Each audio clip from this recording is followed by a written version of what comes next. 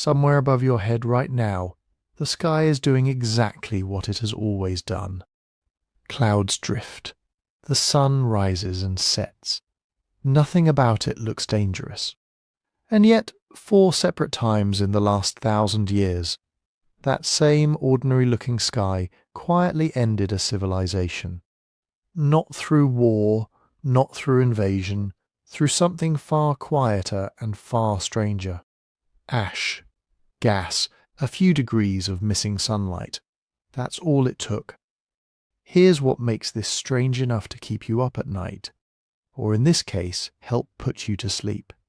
In every single one of these 4 events, the people living through it had almost no way of knowing what was happening to them.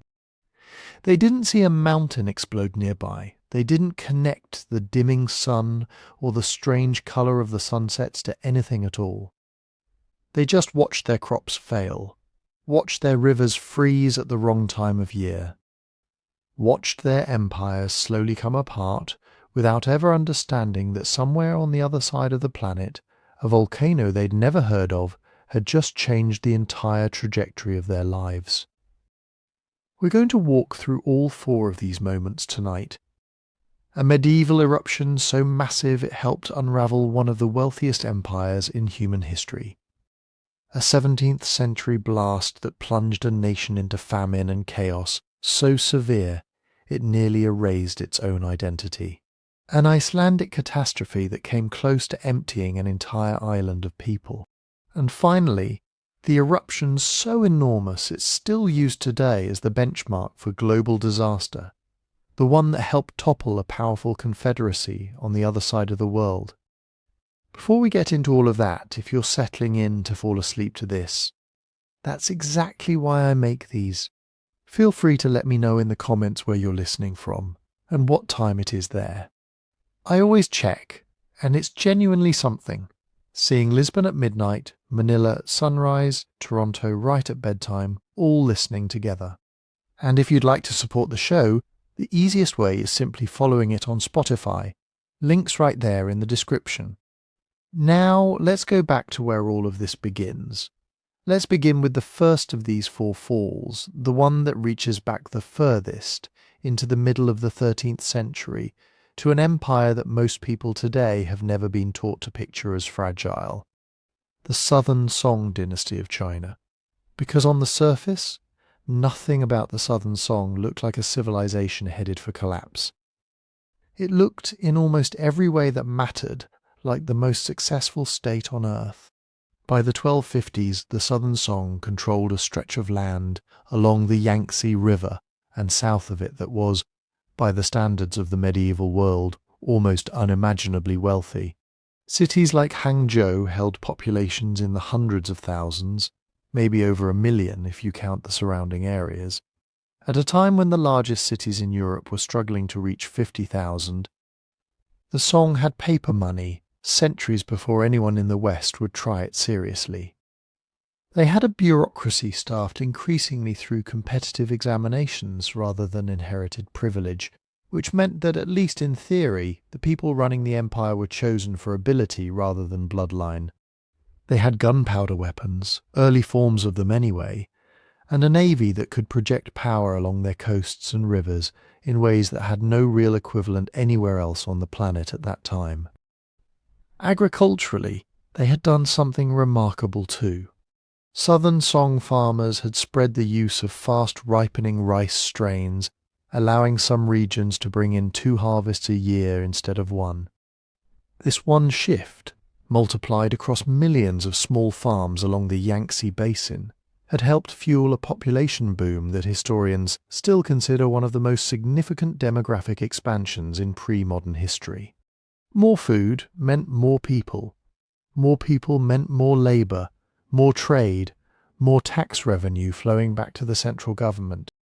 It was, in the language of modern economics, a genuine engine of growth, centuries before anyone had a word for growth as we now understand it. And yet, underneath all of this prosperity, there was already a kind of pressure building, one that had nothing to do with weather and everything to do with geography and history. Because the Southern Song was southern only because they'd been pushed there. Decades earlier, in the 1220s and 30s, the northern half of what had once been a unified Song empire had fallen to the Jurchen, led Jin dynasty, and the Song court had retreated south, re-establishing itself along the Yangtze, while never quite giving up the idea that the north was rightfully theirs. This wasn't just a wound to pride. It meant that the southern Song for its entire existence functioned as a kind of amputated state, wealthy and sophisticated, but permanently missing a piece of itself, and permanently aware that powerful neighbours sat just beyond its northern border. And then, in the early decades of the 13th century, an even larger shadow began to fall across the whole of Asia. Under Genghis Khan and later his successors, the Mongol Empire expanded outward from the steppes, with a speed that still startles historians who study it. By the 1230s, the Mongols had already crushed the Jin dynasty in the north, the very power that had displaced the Song a generation earlier. For a brief moment, this might have looked like an opportunity. The Song even allied with the Mongols against their old Jin enemies, hoping perhaps to reclaim lost northern territory once the dust settled. But anyone familiar with how these stories tend to go could probably guess what came next. The ally who helps you destroy your enemy rarely leaves once the job is done. By the 1250s, the decade we're circling toward, Mongol forces under Munkir Khan and his brother Kublai were turning their full attention toward the south. They probed the western approaches to Song territory through Sichuan and toward Yunnan, testing the terrain and the defences of a state that, despite its wealth, had never quite matched Mongol cavalry in open warfare. The Song had rivers, fortified cities, a formidable navy for its inland waterways, all things that made a full conquest slow and costly. But slow and costly is not the same as impossible, and everyone on both sides seemed to understand that a reckoning of some kind was approaching, even if nobody could say exactly when it would arrive or how long it might take. So this is the state of things as we approach the year 1257. An empire that is, by any measure you choose, spectacularly wealthy, its cities enormous, its agriculture productive, its administration more literate and more meritocratic than almost anywhere else on earth at that time. And also an empire that is quietly strained, missing its northern half, watching an unprecedented military power expand along its borders, dependent on a delicate balance of harvests and taxation and administrative competence to keep the whole enormous machine running smoothly. It's the kind of prosperity that looks unshakable from the outside and feels, to the people actually running it, considerably more fragile than it appears. Nobody in Hangzhou, in the winter of 1256 going into 1257, had any reason to think about volcanoes.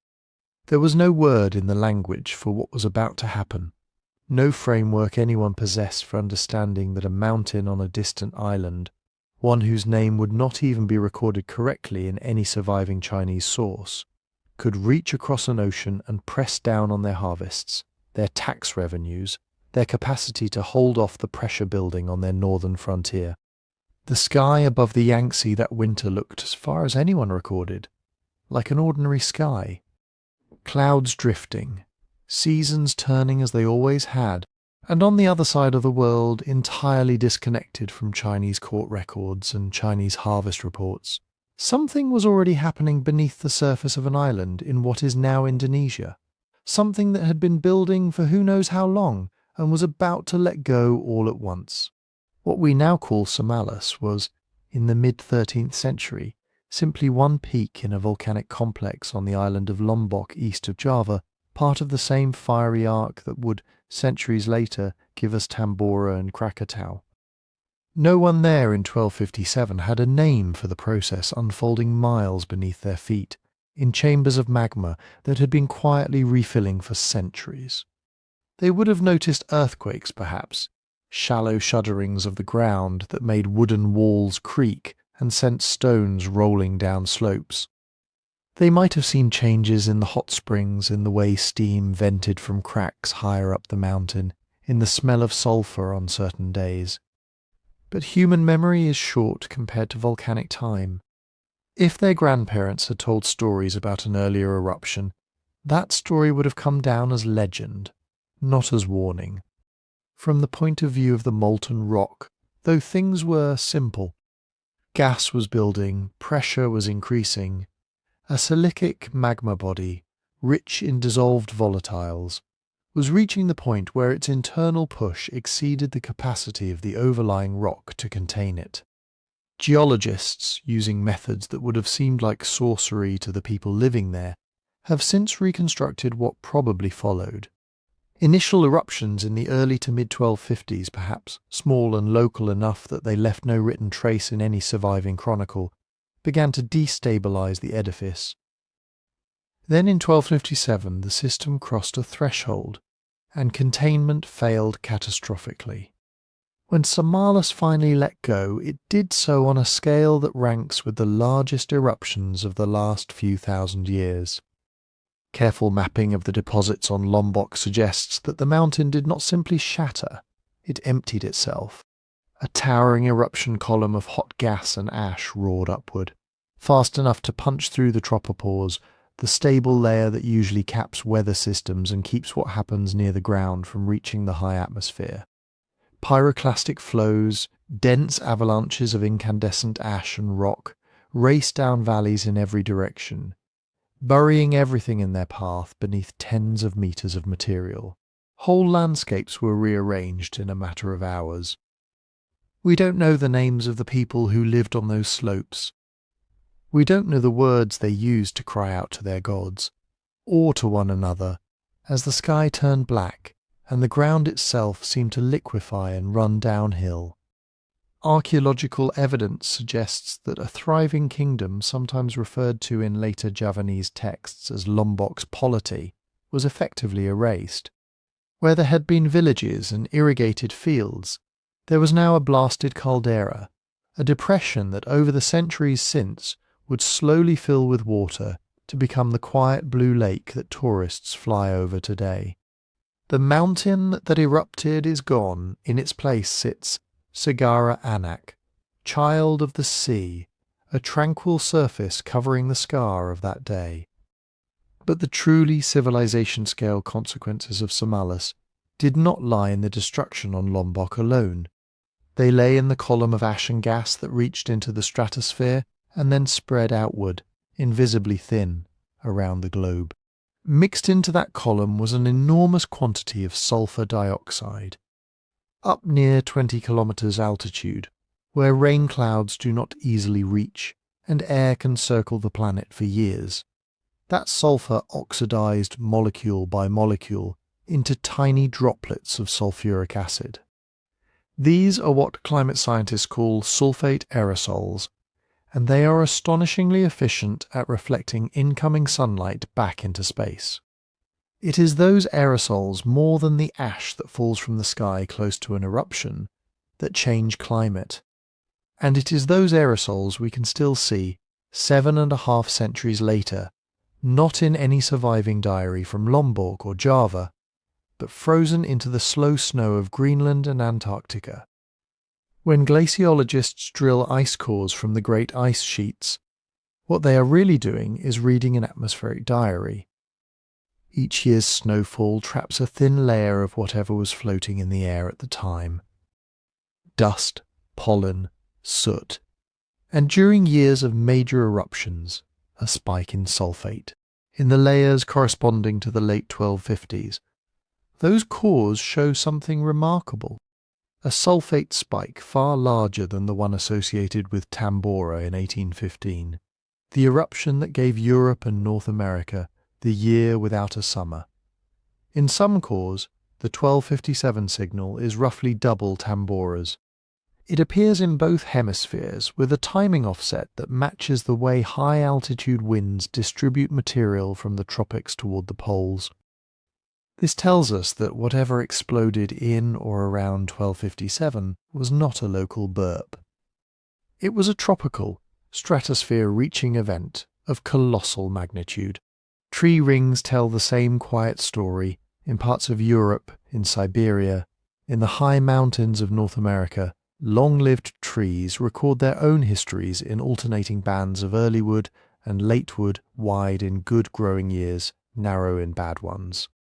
Dendrochronologists, the scientists who read these rings, have traced a pattern of unusual growth suppression beginning around 1258. In many regions that year and the next stand out as some of the coldest summers of the last millennium. The signature is not as prolonged or as globally catastrophic as the multi-year downturn of 536 that we've explored in another story, but it is sharp, sudden, and widespread. For a long time those separate lines of evidence did not quite meet. Medieval chronicles described harsh weather and failed harvests. Ice cores showed an enormous sulfate event. Tree rings registered cooling. But nobody knew which volcano was responsible. Candidates were proposed and rejected, until in the early 21st century, careful work on the ground in Lombok, combined with geochemical fingerprinting of microscopic glass shards trapped in polar ice, finally tied the atmospheric event to the physical scar of Samalas. Tiny fragments of volcanic glass erupted in 12057 bear a distinct chemical signature. That same signature shows up in the ice layers that carry the great sulfate spike. So we can say, with as much confidence as this kind of science allows, that when Samalas erupted, it lofted somewhere on the order of hundreds of millions of tons of sulfur into the atmosphere, enough to dim sunlight globally by perhaps half a degree to a degree Celsius for a couple of years, depending on latitude and season, enough to shorten growing seasons at the margins, to turn what would have been marginal harvests into outright failures, to push subsistence communities already living close to the edge over that edge. No one in Hangzhou in 1257, or in Paris, or in Cairo, had any way to see that sulfate veil spreading. To the naked eye, the sky might have looked only slightly hazier, the sunsets a little more vivid, the summers a little less warm. The connection between a mountain tearing itself apart on a distant island and the grain that failed to ripen in some faraway valley was, at the time, essentially invisible. Yet the connection was there, written in ice, in wood, and eventually in the increasingly anxious complaint of tax registers and harvest reports, which is where we will turn next. Those tax registers and harvest reports are one thread of the story. Another lies in the pages of the people who had no idea they were living through the climatic echo of a lost mountain, but who carefully wrote down, year by year, what they saw when they looked out their windows and into their fields. In England, a chronicler at Rochester, looking back on the year 1258, simply wrote that there was a failure of the crops and a mortality of men and cattle throughout the whole kingdom. Others are more detailed. They describe a long, sodden spring, a summer that never seemed to warm wheat that stood stunted in the fields and then rotted where it grew. In London, according to one account, so many of the poor died that the living could not keep up with burial. Carts loaded with bodies creaked toward communal pits outside the walls. The pits filled and more had to be dug. On the continent, the pattern repeats in a sad, muted chorus. In France, chroniclers speak of a great dearth of bread, of people selling their household goods piece by piece to buy whatever grain they could find.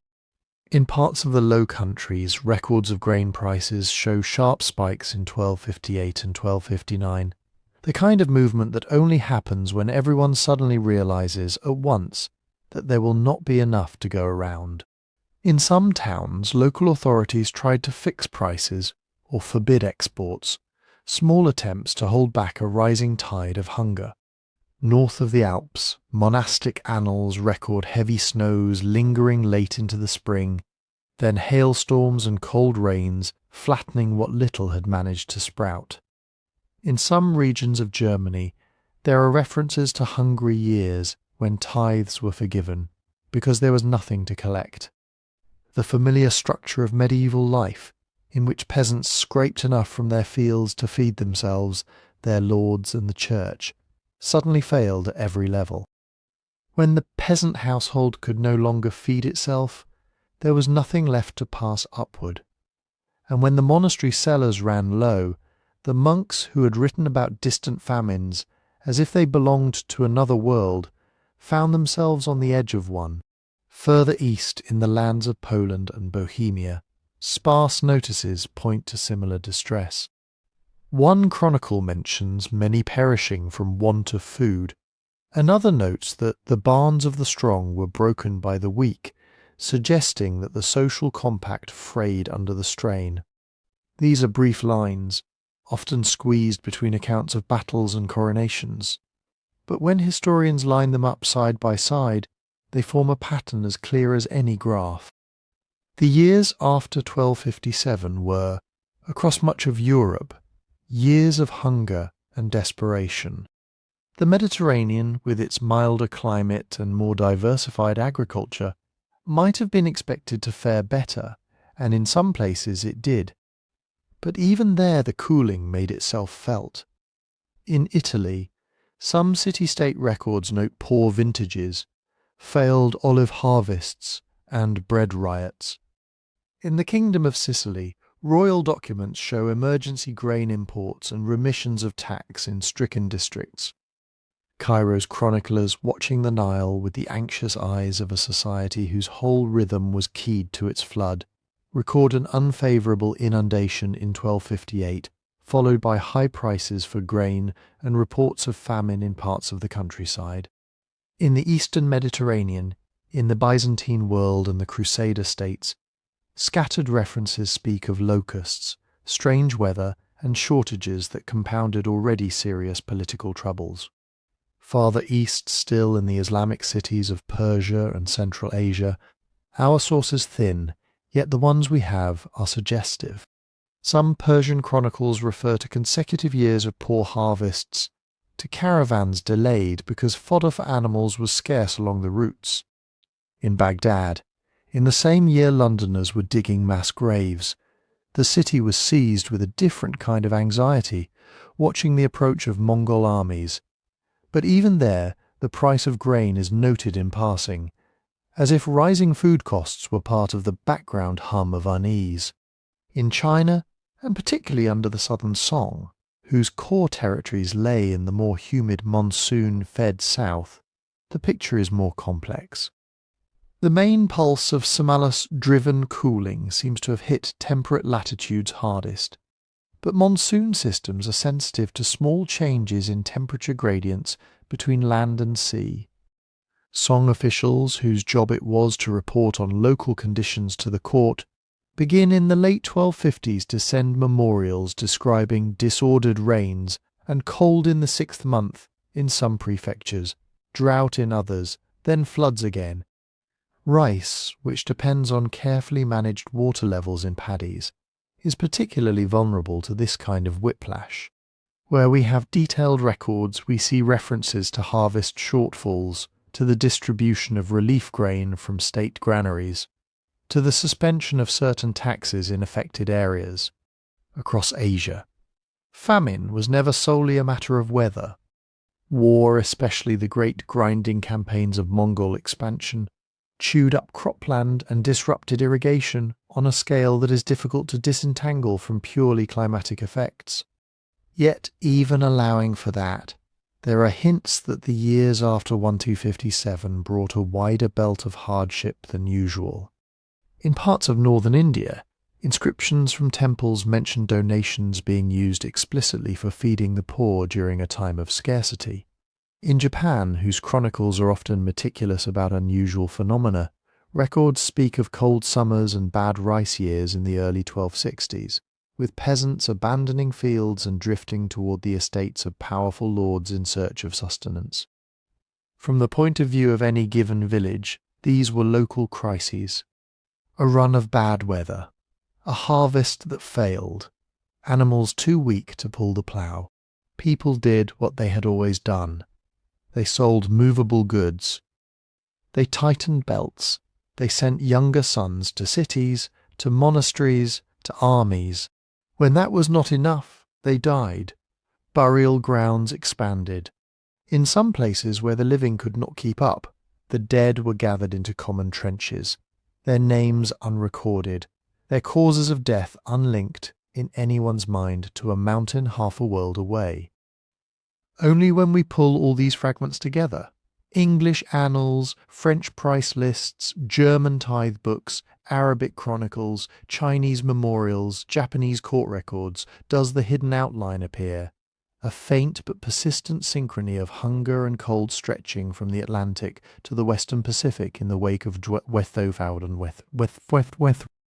And even that is only the immediate shock, the first ring of disturbance spreading outward from the volcanic blast. What came next in many of these societies was not a single catastrophic collapse, but something slower and more insidious.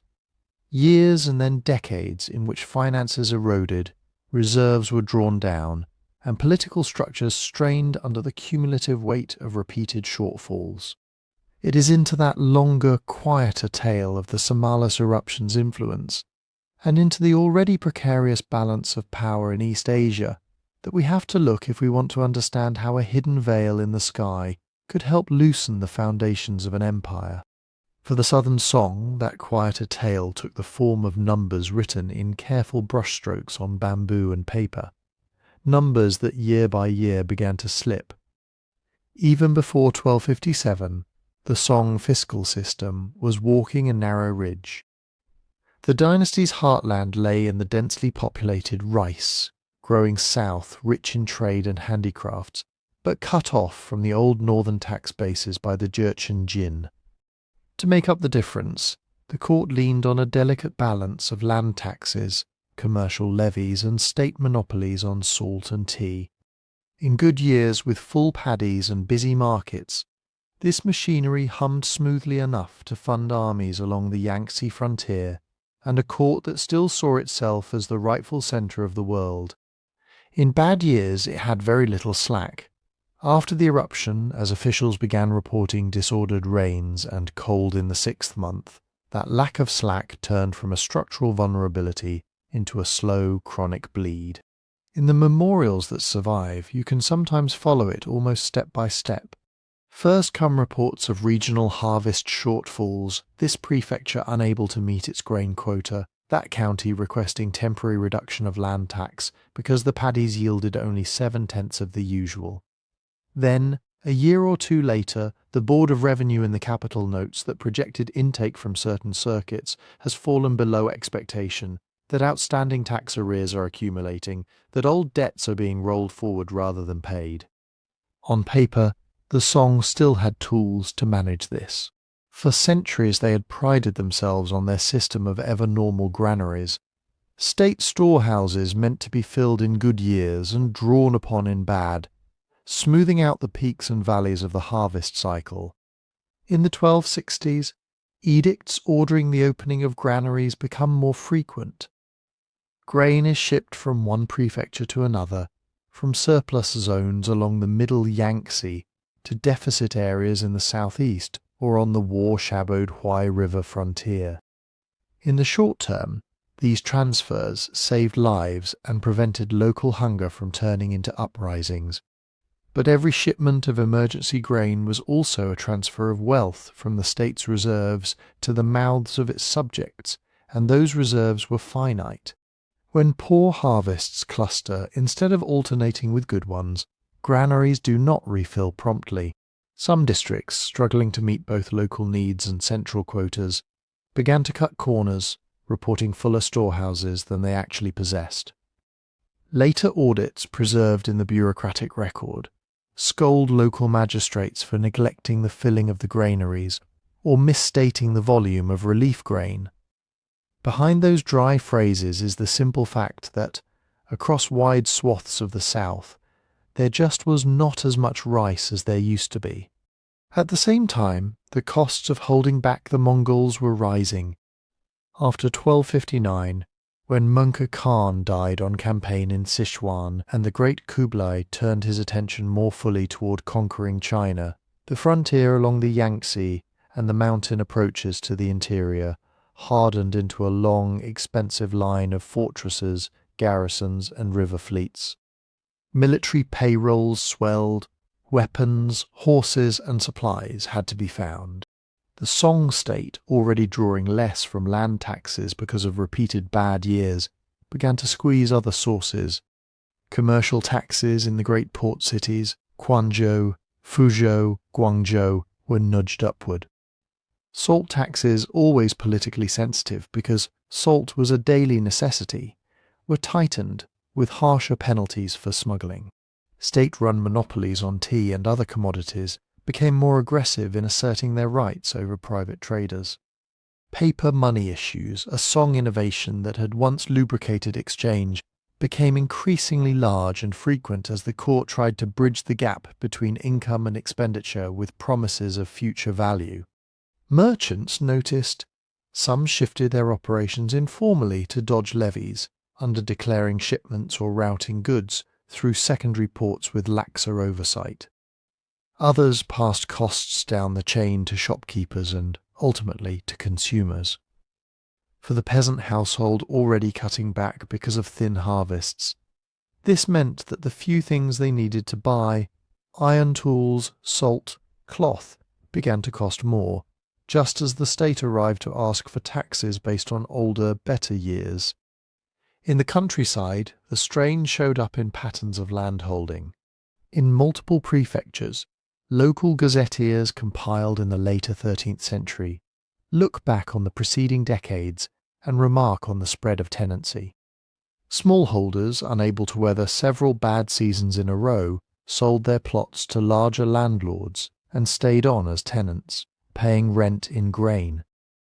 On the surface, the fields were still tilled, the tax registers still filled, but more of the surplus now went to private estates before the state could take its share.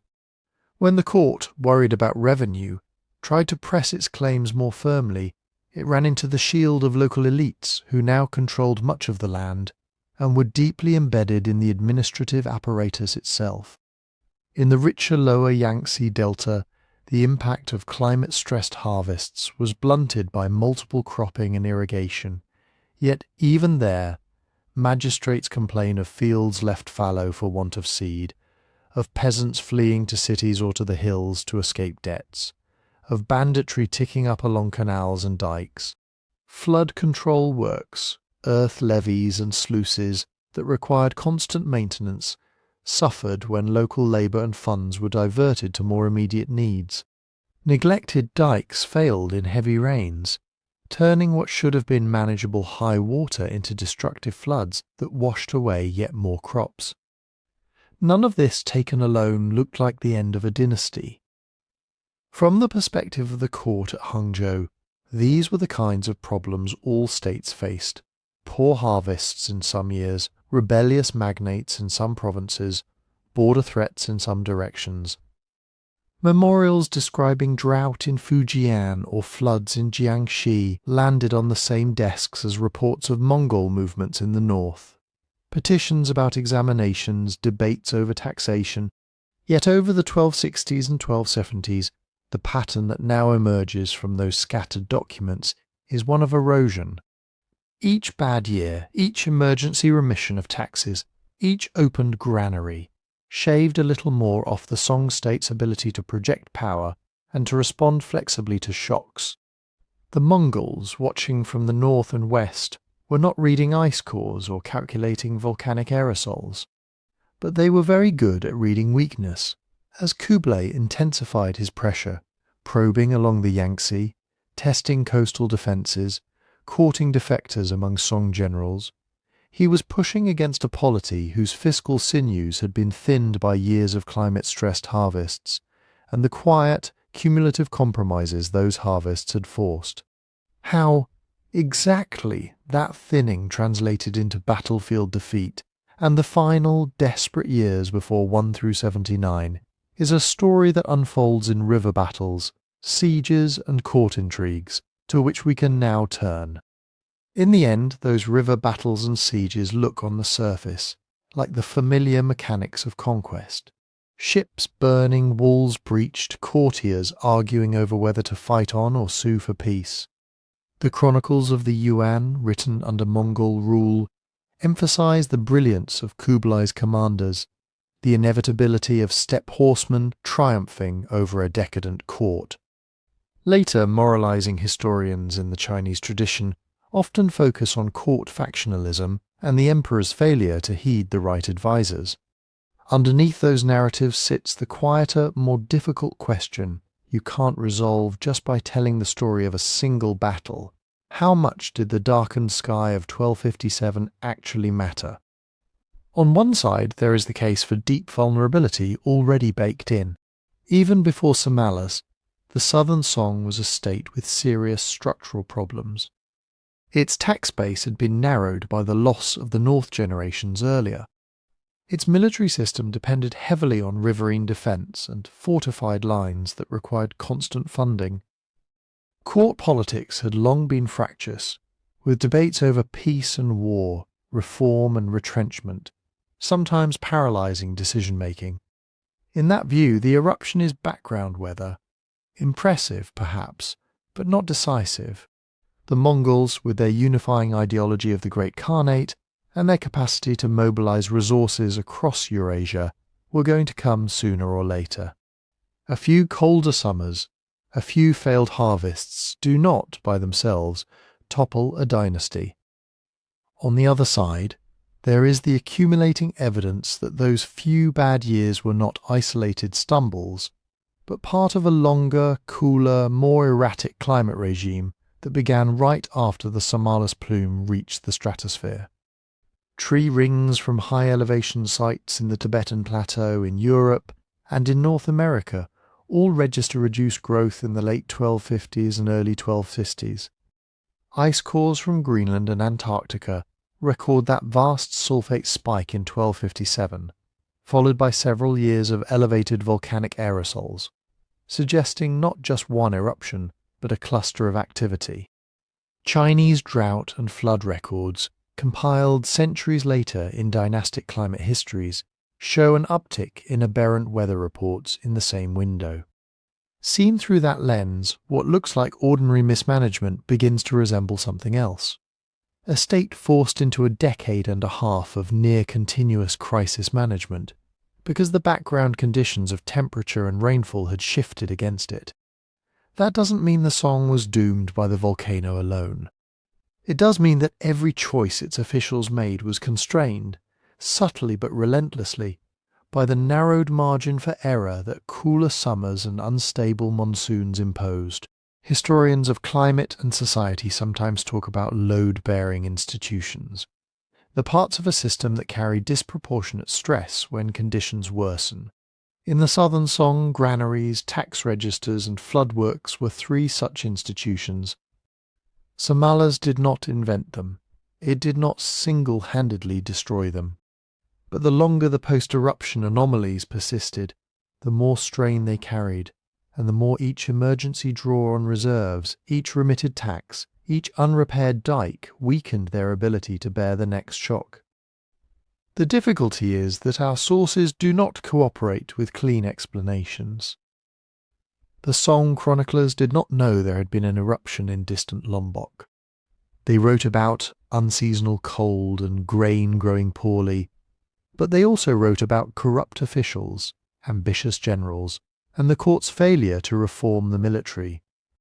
Modern reconstructions can line up the sulfate spikes in ice with the spikes in famine reports, but they cannot tell us how a particular commander's decision at a river crossing in 1275 was shaped by the memory of thin harvests 10 years before.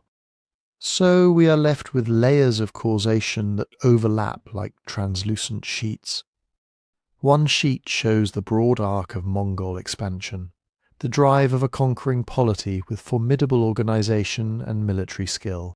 Another shows the internal trajectories of the Southern Song, its fiscal centralization and decentralization, its elite politics, its social changes in the countryside.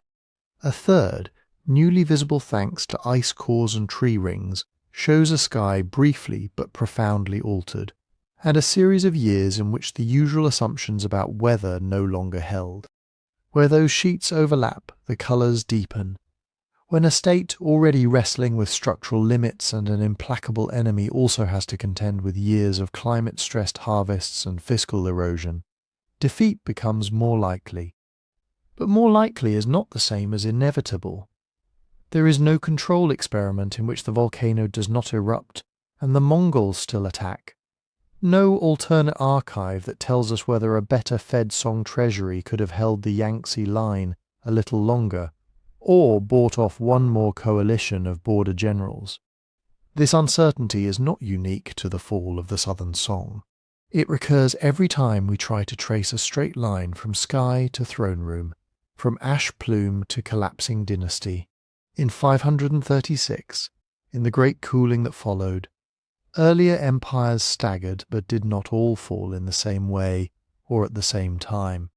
In 1177 BCE, in the tangled story of the Late Bronze Age collapse, shifting climate, internal weakness, and human enemies all braided together in ways that defy simple labelling, what makes the 1257 eruption and the Song's long fall especially instructive is that for once we have both sides of the record. We can read the ice and the trees and see the global shock. We can read the memorials and the gazetteers and see the local human response. And yet, even with both in hand, there is no single sentence that resolves how much responsibility to assign to the sky. Perhaps that is part of the quiet warning such events offer, even if they did not leave a carved inscription saying, "Beware." Civilizations rarely collapse from one cause alone.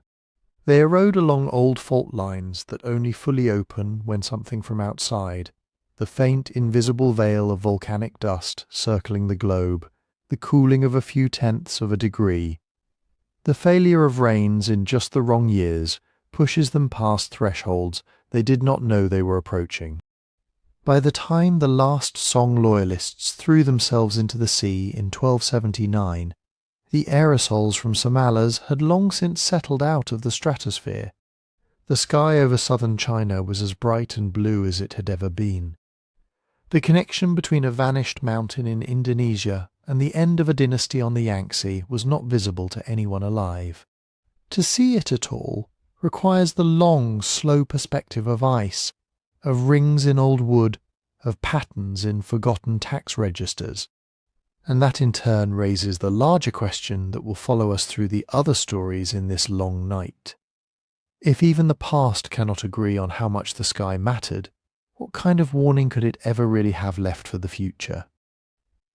The second story in this long chain of darkened skies takes us to a very different landscape and a much more recent past. Item 2. The year 1600, the eruption of Huaynaputina in what is now Peru, and the Russian time of troubles that followed so quickly it would later tempt historians and climatologists to draw a line between them. By the end of the 16th century, the Tsardom of Russia looked on a map like a success story. In the space of a few generations it had gone from a fragmented collection of principalities to a sprawling state, pushing steadily eastward through forest and steppe. The age of Ivan the Terrible, with its stark violence and centralization, had given Russia a kind of hard shell, a sense of autocratic order that promised stability after centuries of Mongol domination and civil war. But like the Southern Song, that stability came with conditions attached, and one of the most basic of those conditions was grain. Most people in the Tsardom still lived close to the land, in villages scattered across a climate that did not easily forgive mistakes. The classic picture of Russian agriculture in this period is a pattern of short summers and long, severe winters, soils that could be fertile but often thin, and a growing season that left very little margin for error. A late frost, an early frost, too much rain at the wrong time, too little at another, and the line between subsistence and hunger could be crossed in a single year. Under Ivan, and then under his short-lived successor and child heir, the monarchy had tried to bind this agricultural base more tightly to the throne. Service nobility received estates in return for military and administrative duty. Peasants increasingly were tied to those estates, their mobility constrained by the evolving laws that would eventually harden into full serfdom. In theory, this created a predictable system. Grain flowed upward as rents and taxes, soldiers and officials flowed outward from Moscow, and the Tsar, standing at the centre, could mobilize resources across vast territories. When Boris Godunov emerged as the dominant figure in the 1590s, first as regent and then as Tsar in his own right, he inherited this system at a delicate moment. The old dynasty of Rurik, which traced its legendary ancestry back to Viking princes, was nearly spent. Ivan's surviving son Fyodor was sickly and left no heir. The mysterious death of the younger son Dmitri in Uklig had already seeded rumours of foul play and illegitimacy.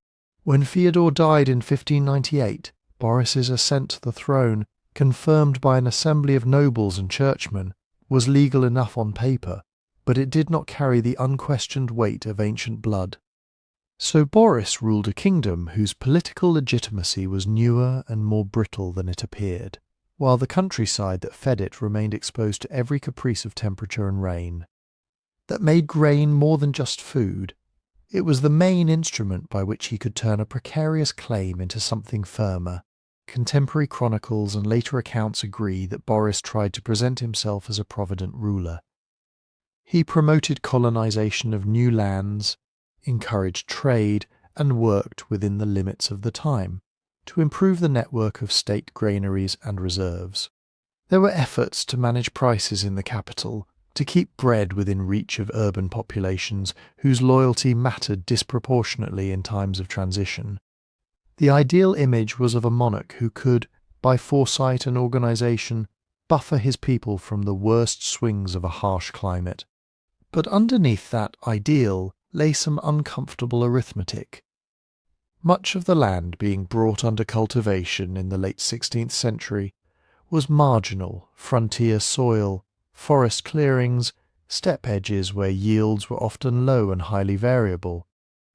The further east and north the plough went, the more it depended on a narrow window of warmth each year. Even in the core regions around Moscow and along the middle Volga, harvest records and later reconstructions suggest that single bad years were not rare. What really hurt was the clustering of them. The fiscal system, too, leaned heavily on the assumption of reasonably regular harvests. Taxes were assessed in grain, or in money, that ultimately derived from grain surpluses. Service nobles counted on those surpluses to maintain their retinues and fulfill their obligations. Urban artisans and traders depended on countryside markets, having enough extra to sell. In a year of local failure, grain could be moved, in principle, from regions that had done better. In a series of bad years spread over much of the grain belt, that flexibility vanished. All of this meant that Boris's Russia, like so many agrarian states before it, was stable only so long as the weather stayed within a relatively narrow band of the expected. Legitimacy, social peace, and basic survival all ran along the same fragile channels of rye and oats and barley. The Tsar's authority might be absolute in theory, backed by church blessing and noble oath, but in practice it was mediated by harvest reports, by the level of stores in the town granary, by the price of bread in Moscow's markets at the end of winter. In quiet years, when the snows melted on schedule and the fields ripened under a mild sun, that system could look resilient, even generous. There was room for charity, for public almsgiving, for grain to be released from reserves in ways that reinforced the image of a caring monarch. In such times, the memory of earlier chaos under Ivan receded, and Boris could plausibly claim to have guided Russia into a more ordered age. What almost no one in Moscow could see was how little it would take, in climatic terms, to push that order to its breaking point. A couple of degrees colder in summer, a sequence of wet, sunless seasons, a failure of crops not in one province, but across many at once. To the people on the ground, such a change would look like bad luck, like a run of unfortunate years of cold and damp, as the chronicles often put it. To us, looking back with tree rings and ice cores in hand, it will look like something else, the moment when a distant mountain on the other side of the world hurled ash into the stratosphere, and the thin, invisible veil that spread around the globe began, ever so slightly, to tighten the grain-dependent knot around Boris Godunov's fragile throne. On the western edge of the Andes, far from Moscow's wooden streets and frozen rivers, the mountain that would make that change began, as such things usually do, with tremors that only a few people noticed. Huaynaputina is not one of the classic postcard volcanoes, a perfect cone rising alone from a flat plain. It sits instead in a cluster of volcanic structures in southern Peru, near the headwaters of rivers that cut deep canyons toward the Pacific. In the late 16th century, it was part of a landscape already shaped by earlier eruptions by Inca and pre-Inca terraces, by Spanish colonial towns trying to graft themselves onto older systems of irrigation and tribute. Spanish priests and officials left fragmentary reports of what happened there in early 1600. They speak of earthquakes that rattled churches and houses, of panic among local people who remembered older stories of fire from the mountain, of smoke and strange noises. In mid-February, those warnings resolved into something that no one, even in an earthquake-plagued land, could mistake. Huaynaputina entered a phase of explosive eruption that would last, in fits and starts, for weeks. From a modern perspective, we measure that explosion in the careful language of volcanology. Huaynaputina is classed among the largest eruptions of the last millennium, a volcanic explosivity index of at least 6, which places it in the same general league as the 1257 Samalas event, and just below Tambora in 1815. Reconstructions based on the thickness of ash deposits and the volume of material ejected suggest tens of cubic kilometres of magma were fragmented and thrown outward and upward, a pulverized mixture of rock, gas, and glassy shards. To those living nearby, none of those units or indices existed. What they saw were columns of ash rising into the sky, pyroclastic flows racing down valleys, villages and fields buried, rivers choked with debris. They saw day turn repeatedly toward twilight, heard roof tiles crack under the weight of falling ash, felt the ground shudder under their feet. Some Spanish accounts speak of people fleeing with images of saints, of processions and prayers, under a sky that gave no sign of listening. The key detail, from the point of view of Boris Godunov's Russia, is not the local devastation, terrible as it was, but the altitude that some of Huaynaputina's emissions reached. When fine ash and sulphur-rich gases punch into the stratosphere well above ordinary weather, they do not simply fall back to Earth within days or weeks. They spread horizontally, caught in high-level winds that can carry their chemical legacy around much of the globe. The eruption released large quantities of sulfur dioxide, which, once in the stratosphere, began to react with water vapour to form tiny droplets of sulfuric acid. To the human eye, spread thinly across tens of millions of square kilometres, such a veil would have been almost invisible. At most, it might have given sunsets a slightly different hue, a more persistent halo around the sun, a faint whitening of the daytime sky. No one in Moscow, or indeed in Lima, would have looked up and said with certainty, "A Peruvian mountain has dimmed our world," yet the physical effects were real.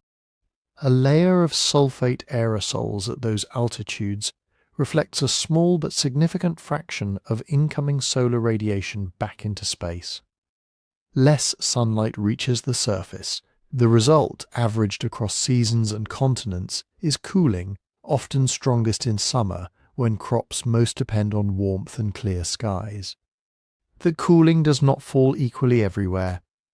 Atmospheric circulation determines where the veil thickens, how long it persists over particular latitudes, how it interacts with existing patterns like the North Atlantic Oscillation.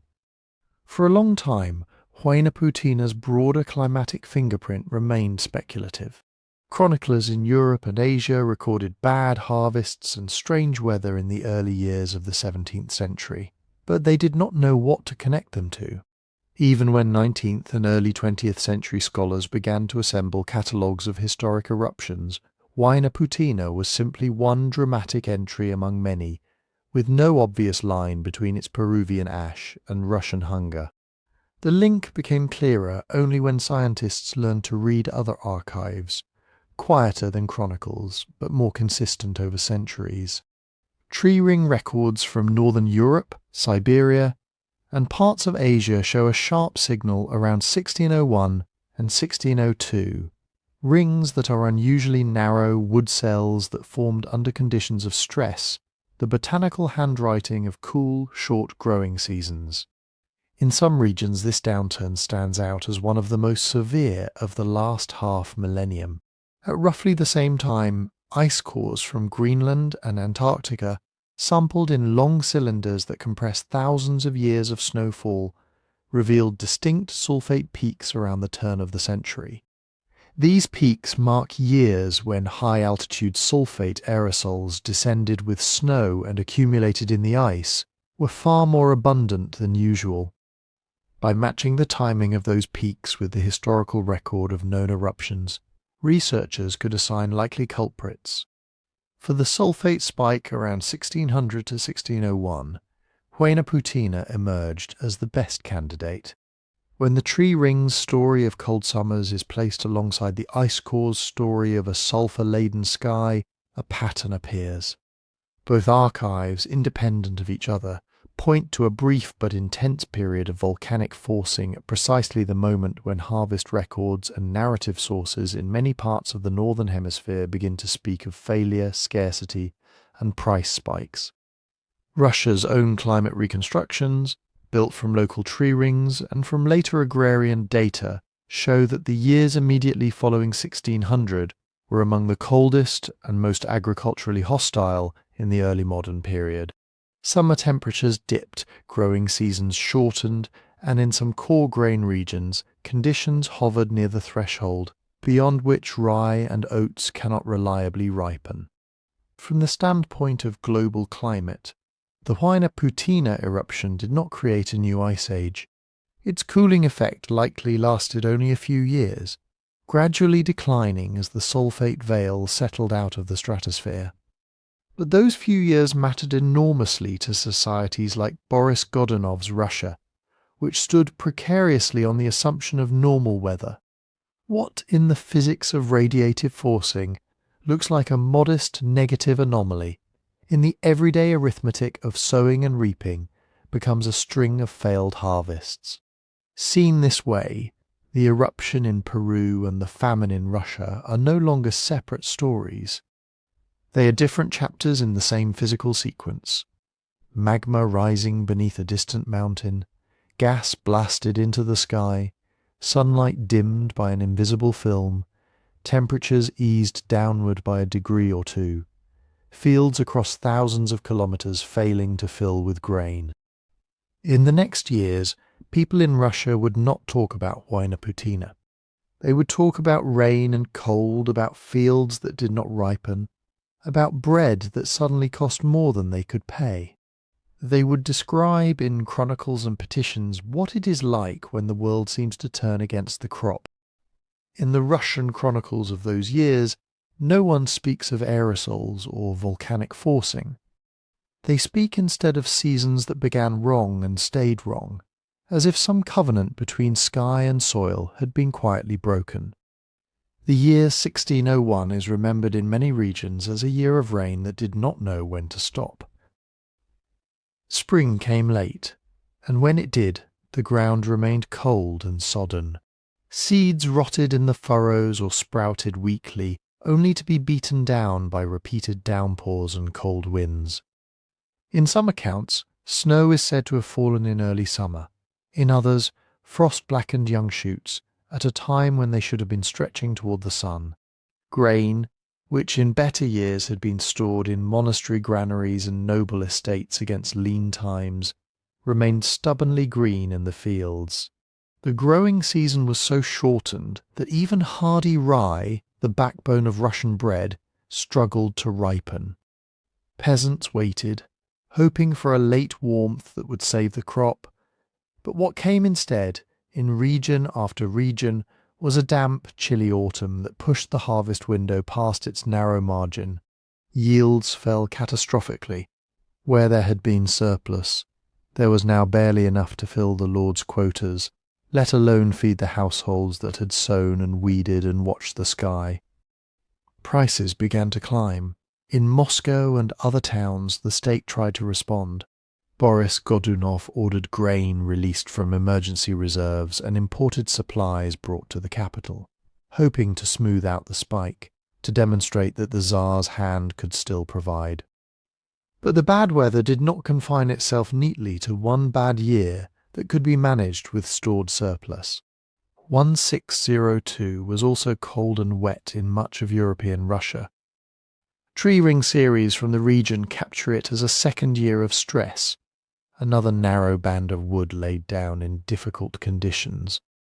That meant a second poor harvest, arriving before people had recovered from the first. By then, the grain that had been released from stores, sold off in panic, or consumed in the first wave of hunger could not be replaced. Market records, where they survive, show prices rising to many times their usual level. Contemporary writers speak of a quarter of grain costing several times what a labourer might earn in a season. The arithmetic of survival no longer balanced. The chronicles begin to change tone. What starts as a description of bad weather and dearth slides into the language of catastrophe. They speak of great hunger and of corpses lying unburied by the roads. In cities, beggars multiplied, and so did those who had once been independent peasants, but now came to urban centres in search of any food or alms. Monastic archives note the arrival of the starving at their gates, the distribution of what bread they could spare, and the impossibility of helping everyone. In some accounts there are stories of parents abandoning children they could no longer feed, of people boiling leather or eating bark and weeds. Foreign observers passing through or living in Muscovy reported scenes that seemed, even by the grim standards of early modern Europe, unusually desperate. One German source speaks of people dying like flies along the roads, so numerous that no one could clear the bodies fast enough. The rural hinterlands where most people lived are less well documented, but later investigations and scattered reports suggest that some villages simply emptied. Those who could still walk left for other districts or for the towns, hoping conditions might be better there. Those who could not leave often died where they were, their names unrecorded except in occasional notes that a particular parish had lost many souls that year. Modern historians, piecing together these fragmented testimonies with later census-like documents, have tried to estimate how many people the famine claimed.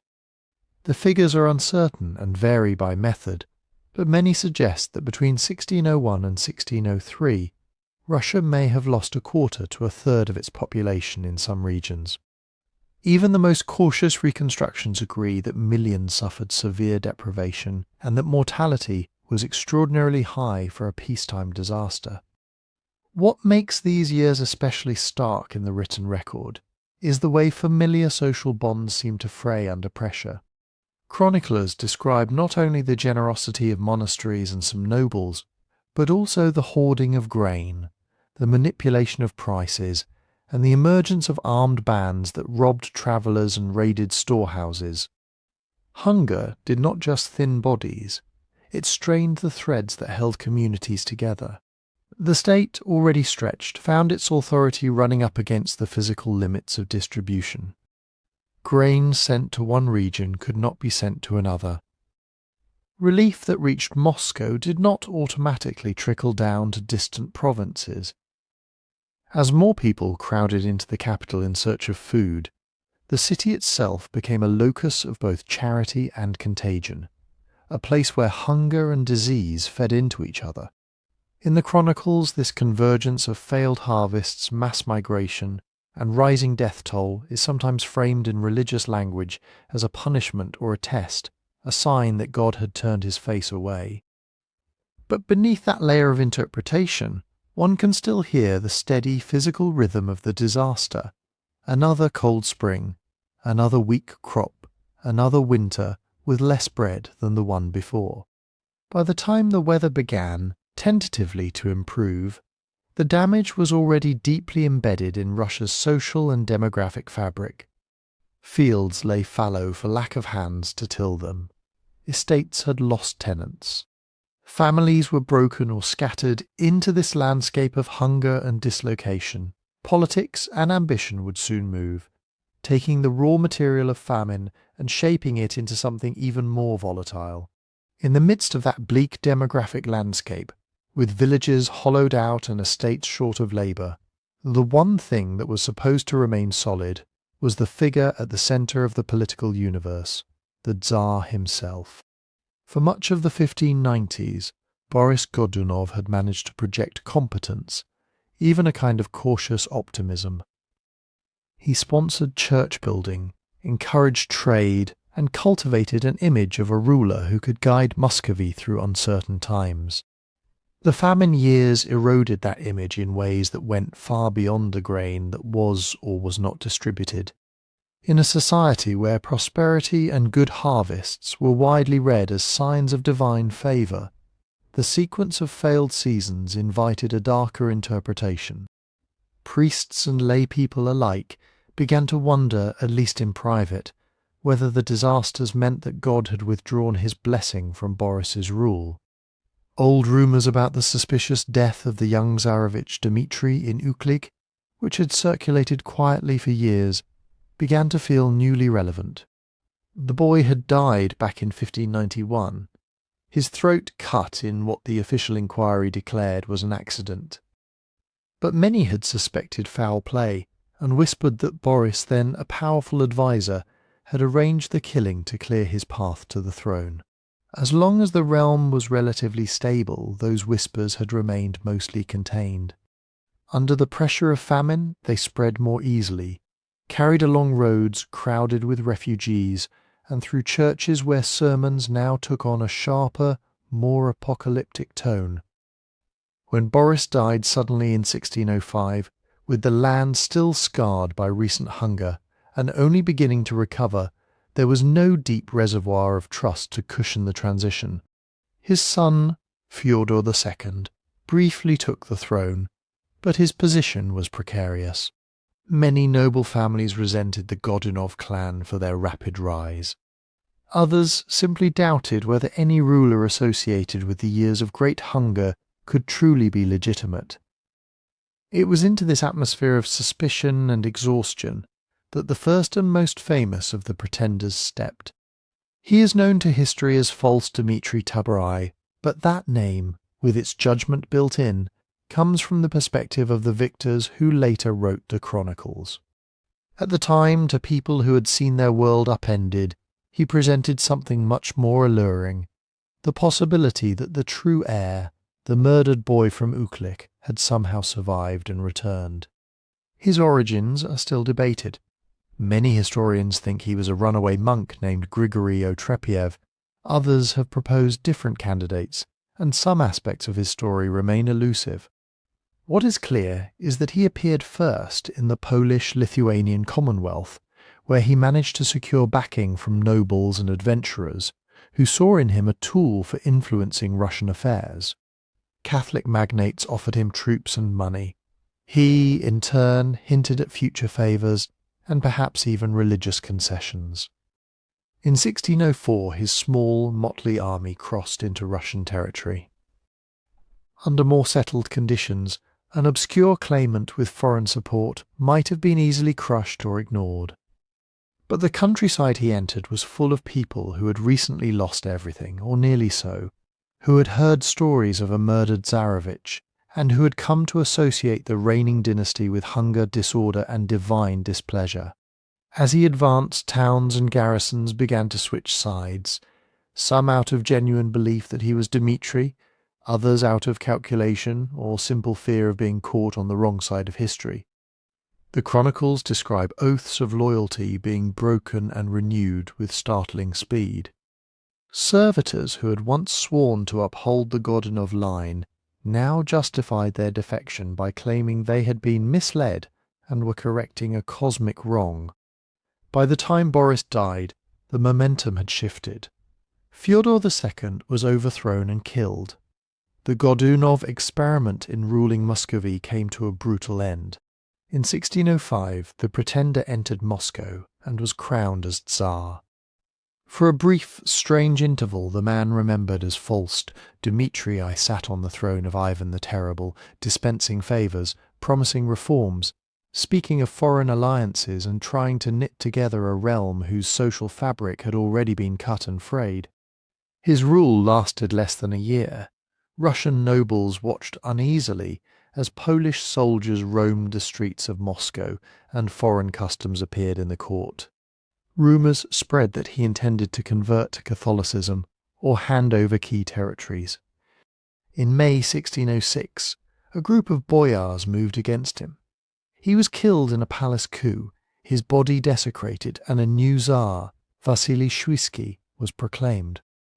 The pattern that followed would become grimly familiar. Each attempt to restore order only seemed to generate new claimants, new rumours that Dmitri had somehow survived yet again. Peasant bands and Cossack groups rallied to these figures, hoping that a change of ruler might bring relief from taxes, debt, or serfdom. Nobles weighed their options, shifting allegiances as they tried to preserve their own estates and influence in a world where the old certainties had dissolved. As the years passed, the crisis took on a truly international dimension. The Polish-Lithuanian Commonwealth, which had first nurtured the earliest pretender, saw opportunity in Muscovy's weakness. In 1609, open intervention began. By 1610, Polish forces had defeated Russian armies near Smolensk and approached Moscow itself. Some Russian boyars, desperate to end the chaos or to secure their own positions, opened negotiations with the Polish king. They agreed to recognize his son, Władysław, as Tsar under certain conditions. In 1610, Polish troops entered Moscow. For a time, foreign soldiers occupied the Kremlin, the symbolic heart of the Russian state. The chronicles speak of Latin masses being held in Orthodox churches, of street clashes between residents and occupying forces, of fires that swept through parts of the city. Outside the capital, other foreign powers, including Sweden, pressed their own claims on border territories, taking advantage of a weakened and distracted Muscovy.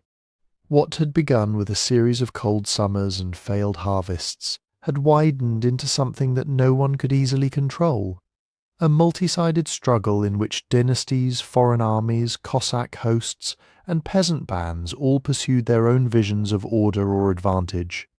In later centuries, this period would be remembered as the Time of Troubles, a name that captures both a sense of pervasive suffering and the feeling that the usual rules of history had temporarily loosened.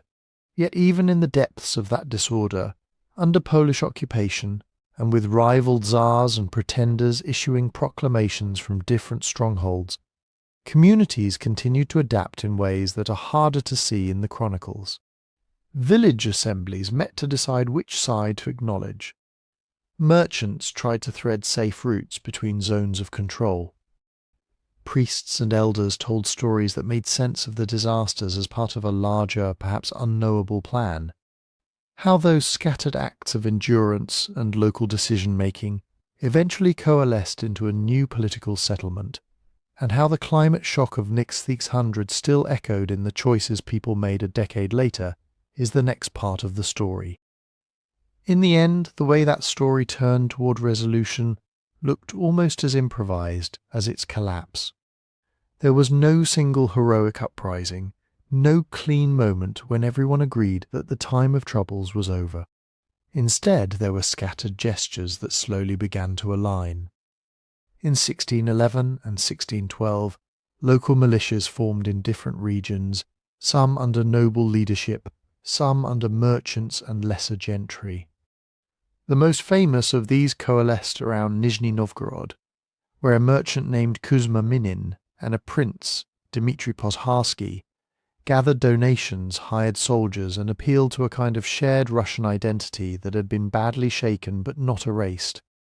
Parish by parish, town by town, communities decided to send men or money, or to hold back and see how events unfolded. The chronicles do not spend much time on the details of those debates, but they show their outcomes. The Second Militia marched on Moscow, negotiated with other factions, besieged the Polish garrison in the Kremlin, and in late 1612 forced its surrender. The foreign occupation of the capital, which had begun in a moment of elite calculation and despair, ended in a mixture of hunger, battlefield attrition, and political fatigue. With the Poles gone from the Kremlin, a vacuum opened at the centre of power. The boyars and church hierarchs who remained convened a Zemsky Sobor, an assembly of estates, to choose a new Tsar. The man they selected in 1613, Michael Romanov, was young and came from a family that had been tarnished by association with earlier regimes, but not fully implicated in any of the most recent betrayals. His election was less a triumphal affirmation than a compromise, a way of freezing the conflict before it fractured yet again. From that point, the narrative becomes, at least on the surface, more familiar.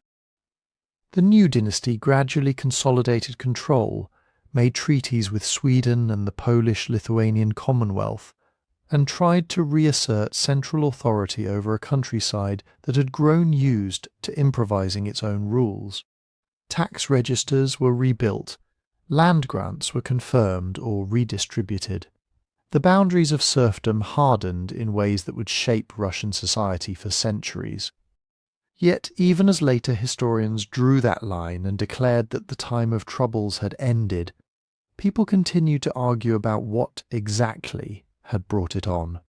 Was it primarily a political failure, the product of ambitious boyars and weak claimants? Or was it, at its core, the consequence of those cold summers at the turn of the century, the harvest failures that no one in Muscovy could have predicted, because their cause lay in a volcano half a world away? Modern scholarship reflects that uncertainty.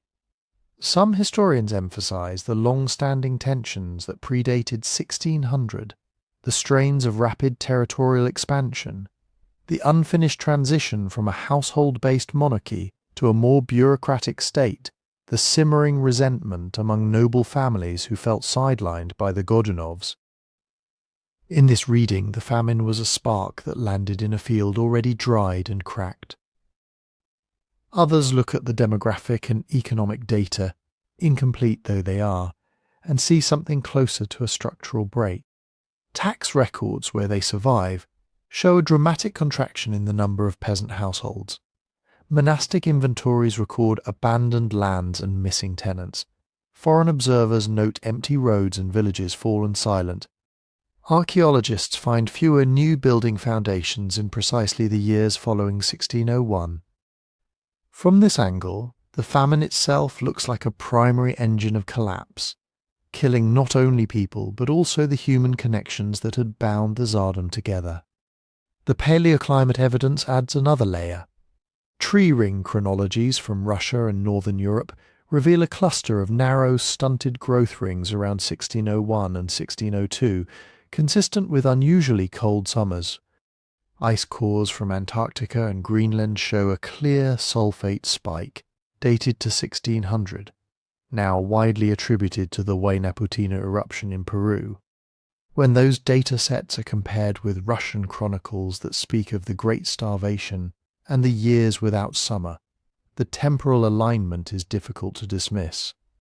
Still, alignment is not the same thing as a simple chain of cause and effect. Famine did not invent noble rivalries, or create from nothing the rumours about Dmitri's death, or dictate the exact choices made by boyars in 1610 when they invited foreign troops into Moscow. What it did, almost certainly, was narrow the range of acceptable outcomes.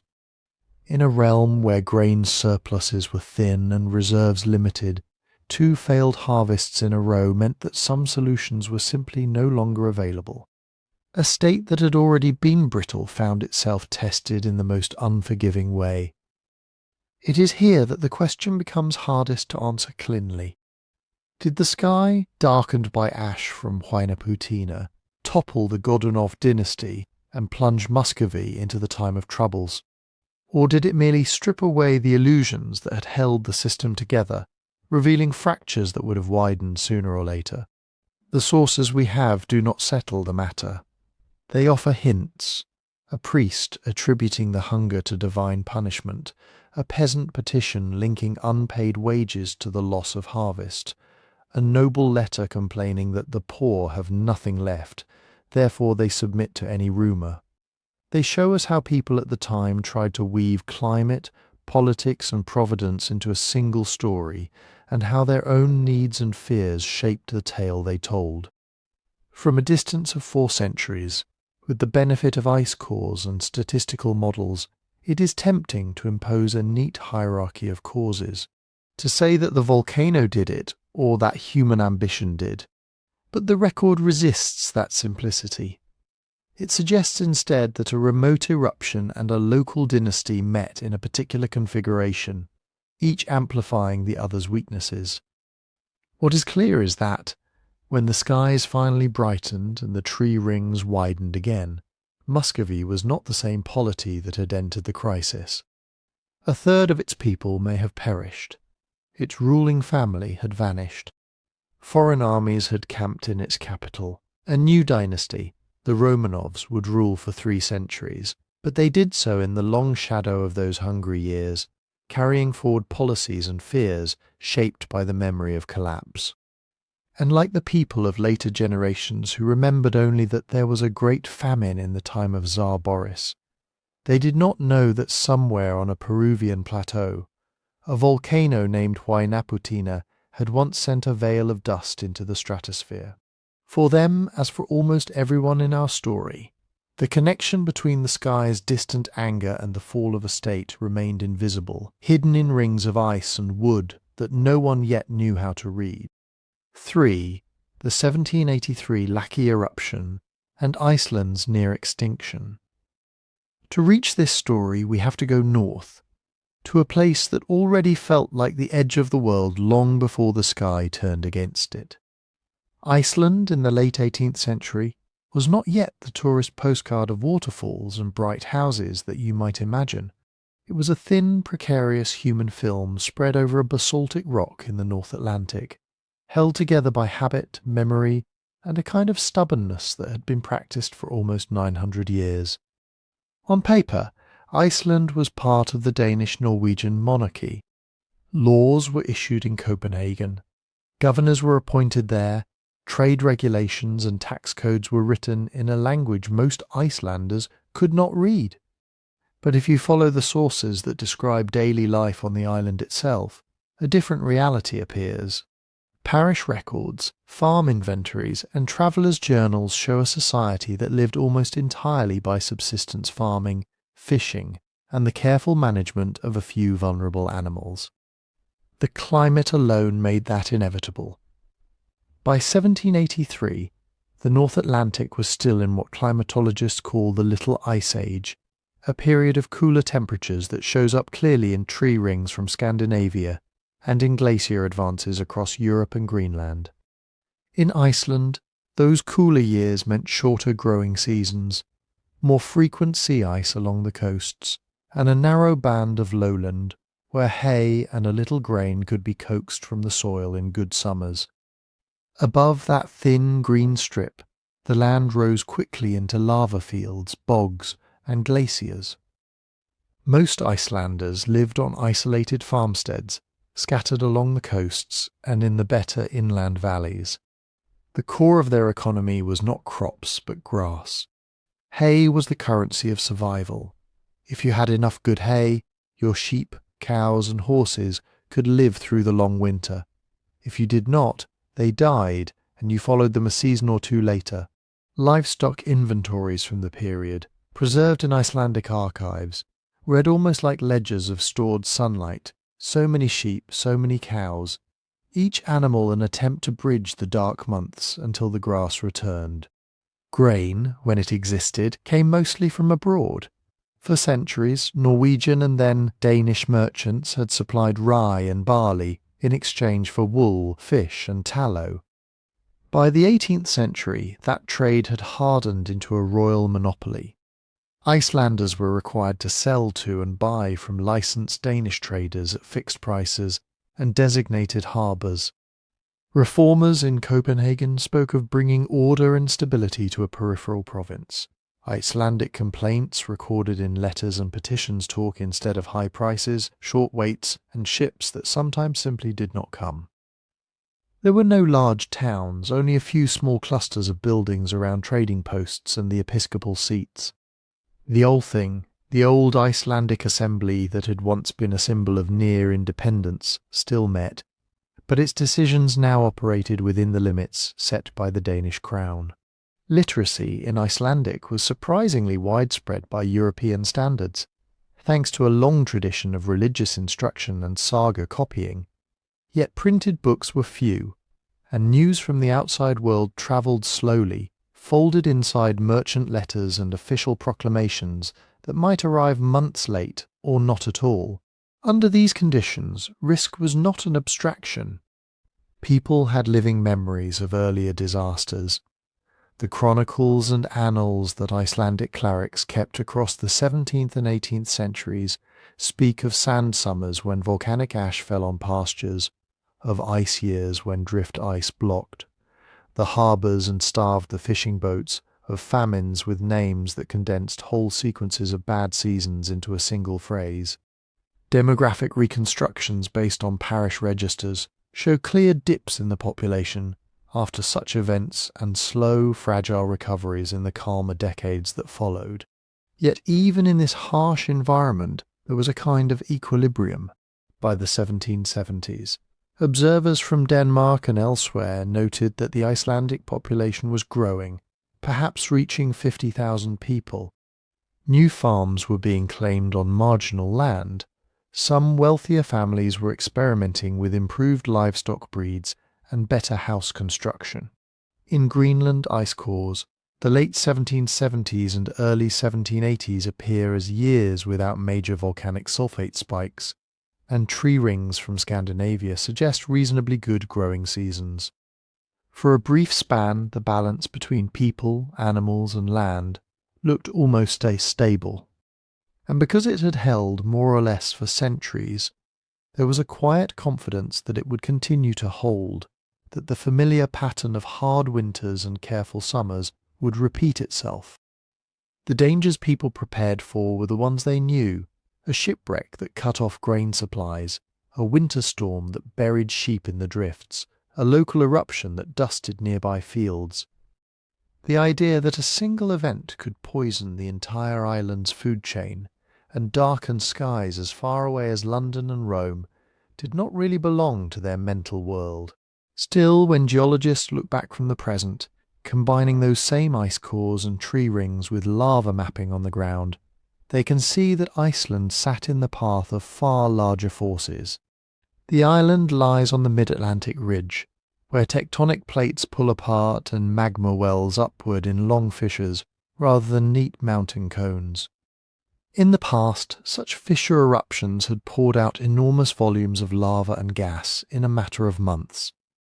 Saga writers had described some of them in grim detail, others lay recorded only in the basalt itself. In the early 1780s there were hints, small enough to ignore, that the deep system was restless again. Minor earthquakes felt in a few districts, odd smells reported near certain highland pastures, a little more steam than usual along known hot springs. Nothing that by itself would have led a farmer to move his family, or a Danish official to change a trade regulation. Life went on, hay cut, fish dried, tithes collected, sermons preached about patience and providence. The stage, in other words, was set. A fragile, tightly constrained subsistence society bound to a distant capital by monopoly trade and royal decree survived on the narrow margin between enough hay and too little, between a ship arriving and a ship delayed. Above it and beneath it, the forces that would test that balance were already gathering, unseen, in the long volcanic rifts that cut across Iceland's interior. In early June of 1783, the balance finally broke. The first sign for people living in the south of the island was not a spectacular explosion, but a strange pillar rising over the highlands, where no pillar should be. Contemporary accounts, mostly from clergy who were used to observing and recording, describe something like a wall or column of fire appearing above the eastern horizon, visible even in the lingering light of the northern summer nights. It did not roar like a single volcano. It pulsed and flickered, stretching for miles, as if the ground itself had split and was burning from within. That, in essence, is what had happened. Modern geologists call it the Laki fissure, a 27-kilometre crack, aligned along a volcanic system known in Icelandic as Grímsvötn. Instead of a single cone blowing its top, dozens, perhaps more than 100 vents opened along that line. Over the next 8 months, they would pour out something like 15 cubic kilometres of basaltic lava, a volume that can be traced today in the continuous flow fields mapped by surveyors and satellite imagery. But to the people who watched it begin, none of those numbers existed. What they saw was fire, and what they smelled, almost immediately, was something worse. The gases that rose from the fissure were rich in sulfur dioxide, fluorine, and a host of other compounds. In the still, cool air of that summer, much of the sulfur mixed with moisture to form fine droplets of sulfuric acid, an invisible aerosol that drifted outward and upward. Some of it condensed nearer the ground as a choking yellow-grey fog. The Icelanders who walked and rode beneath it called it the mother, the mist, and their descriptions, preserved in letters and later memoirs, are remarkably consistent.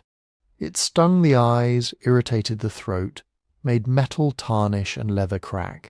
Dew collected on grass that tasted sour, and left a film that burned the tongues of animals. At first, the mother hugged Iceland. Parish registers and private notes from June and early July talk of an oppressive haze that dulled the sun, making it appear blood-red at dawn and dusk. The light, people wrote, seemed wrong, flattened, as if passing through smoked glass. Yet the days were still long and the fields still needed tending. Hay had to be cut, even if each breath brought in a faint chemical taste. There was no way to step aside from the season while nature decided what it was doing. But the atmosphere does not stop at national boundaries, and the gases from Laki did not stay over Iceland. High above the island, the eruption cloud entered the westerlies, the broad river of air that sweeps eastward across the North Atlantic. Paleoclimate reconstructions, combining ice-core sulfate layers from Greenland with model simulations, show a rapid dispersal of the volcanic plume toward northern Europe within weeks.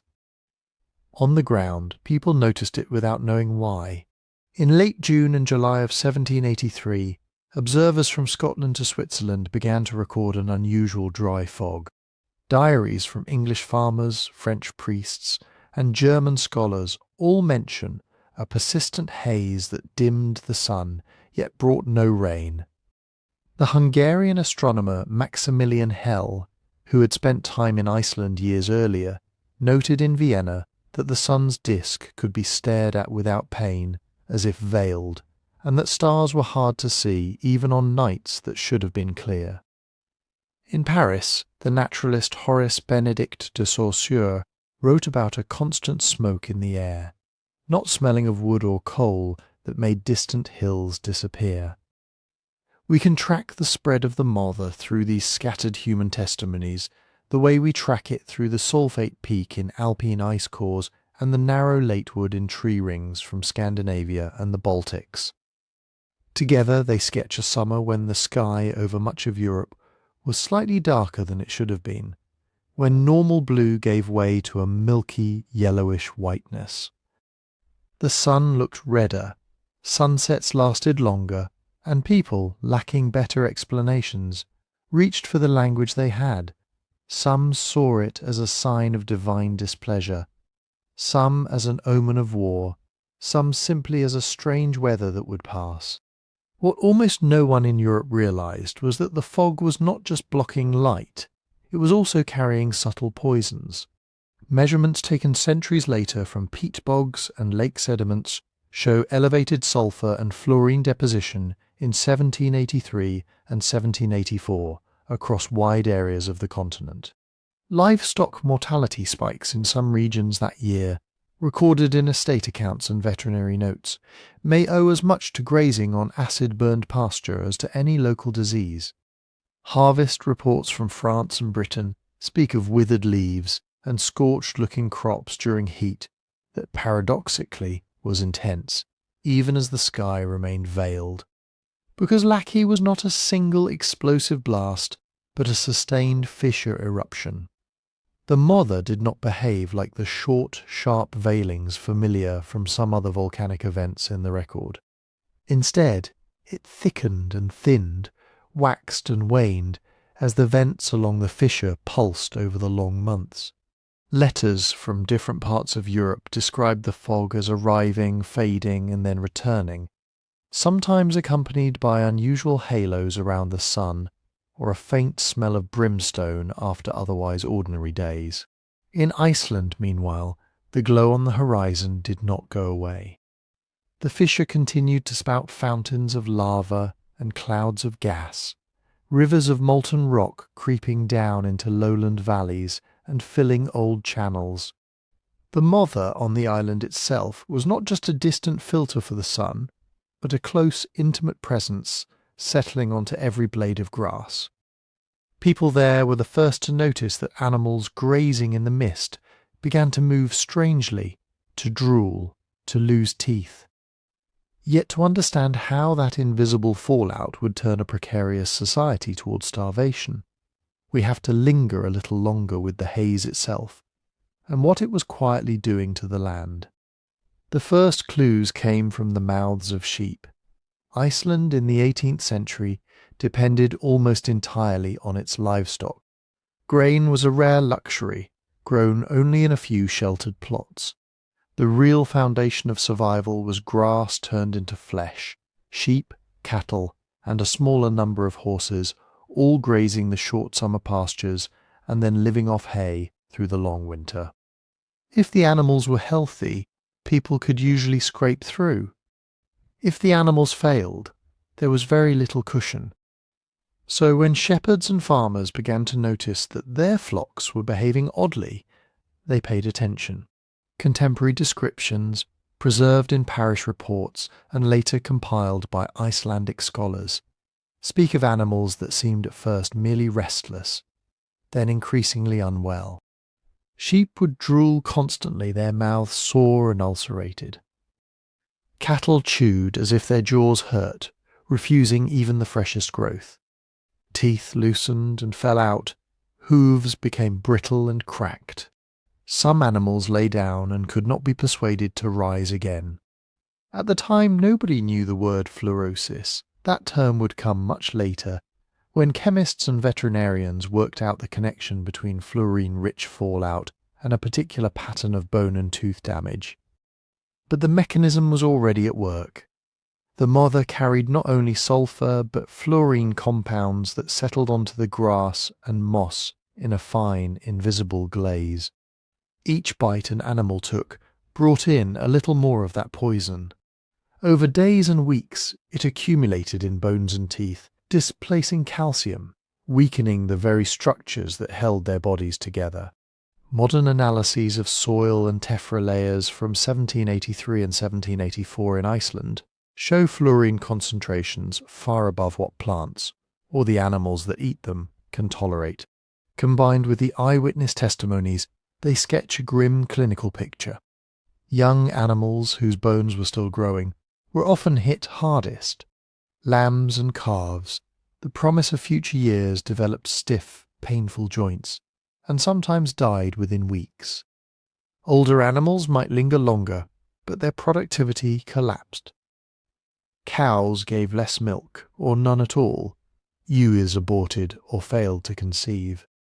Farmers tried what little they could, Some moved their animals to what they hoped were cleaner pastures, farther from the visible ash fall, or higher up on slopes where wind might strip the grass. Some tried cutting and washing hay, hoping to rinse away whatever film the dew had left on it. But the mother did not respect such boundaries. It stretched across regions, seeped into valleys, coated every meadow within its reach. Even water sources were affected. Some accounts mention streams that tasted sharp or strange to both animals and humans.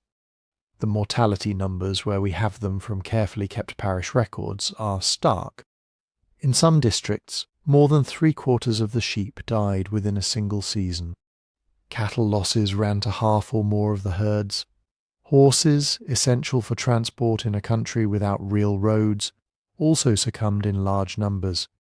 The pattern appears not only in Icelandic writings, but in the quiet gaps of later livestock counts, and in the bone assemblages excavated from farm middens, where the sudden spike of bones from young animals gives archaeological confirmation of what the texts describe. For a subsistent society balanced on livestock, this was not just an economic blow, it was the beginning of a demographic collapse. Without enough animals, there would be less manure to fertilize the tiny plots of grain and hay. Without manure, hay yields would fall, further reducing the number of animals that could be kept through the winter. The system that had sustained Icelandic life for centuries was a tight loop, and fluorine-poisoned grass had just cut it in several places at once. The people, of course, were not immediately starving. In the summer and autumn of 1783, many households still had animals alive, hayfields still grew, and some milk still flowed. But the losses were unevenly distributed. In certain districts, particularly those downwind of the main gas plumes and ashfall, whole herds were already collapsing. Pastors wrote to the Danish authorities describing farms where every single cow had died, where the last surviving sheep was being nursed like a family member. They used phrases like harðindi, hardship, and soon a longer, heavier term began to appear, moðuharðindin, the hardship of the mist. That name, which later Icelandic historians would use to refer to the entire famine period of 1783 to 1785, captures something that raw numbers cannot. It ties the human suffering directly to the haze, to the altered sky that people could see and breathe but not escape. This was not a normal bad year, the kind that came every few decades with a cold summer or late spring. This was a slow poisoning that began with a distant line of fire and then folded itself into the most ordinary acts of life, grazing animals, cutting hay, drinking from familiar streams. As the summer turned to autumn and then to the first hard frosts, the consequences emerged more clearly. Carcasses had to be dealt with. Hides could be tanned, bones might be boiled for the last scraps of fat, but the sheer number of dead animals overwhelmed the capacity of many communities. Buried in shallow pits or left on marginal land, they became grim markers of a year when the land itself seemed to have turned traitor, and behind every dead animal stood a household calculating its chances. How many cows were left, and how much hay could they eat without leaving nothing for the sheep? Could a family risk slaughtering an extra animal now to get through the winter, if that meant having no breeding stock come spring? Parish by parish, farm by farm, those decisions tilted from difficult to impossible, until it became clear that the moðuharðindin would not end with the animals. The invisible fallout that had stripped the teeth from sheep and hollowed out the bones of cattle was about to move one link further up the chain, into the bodies of the people themselves. When the animals began to die in great numbers, the thin insulation around human life in Iceland peeled away. For generations, most Icelanders had lived in a rhythm that, while harsh, was at least familiar. Spring lambing, summer grazing, haymaking, autumn slaughter, winter confinement. The system could bend under an occasional bad year, or even two in a row. as long as there were enough animals and enough hay to carry the core of each herd through to better times. What the mother did, slowly and then very suddenly, was to remove that core. By the winter of 1783 to 1784, the pattern in the parish reports shifts. Earlier letters are full of anxious descriptions of livestock disease. Later ones speak more about people. Pastors and local officials record households that had been forced to slaughter their last cow, not as a calculated choice to preserve breeding stock, but as the only way to eat at all. They mention farms where the haylofts were half empty before Christmas, because the surviving animals, weakened by fluorosis, needed more fodder simply to stay alive. They describe neighbours quietly sharing the last of their dried fish or skipping meals so that children could have a little milk. The statistical record, reconstructed much later from those same parishes, shows what the writers themselves could not yet see clearly: a slow demographic break.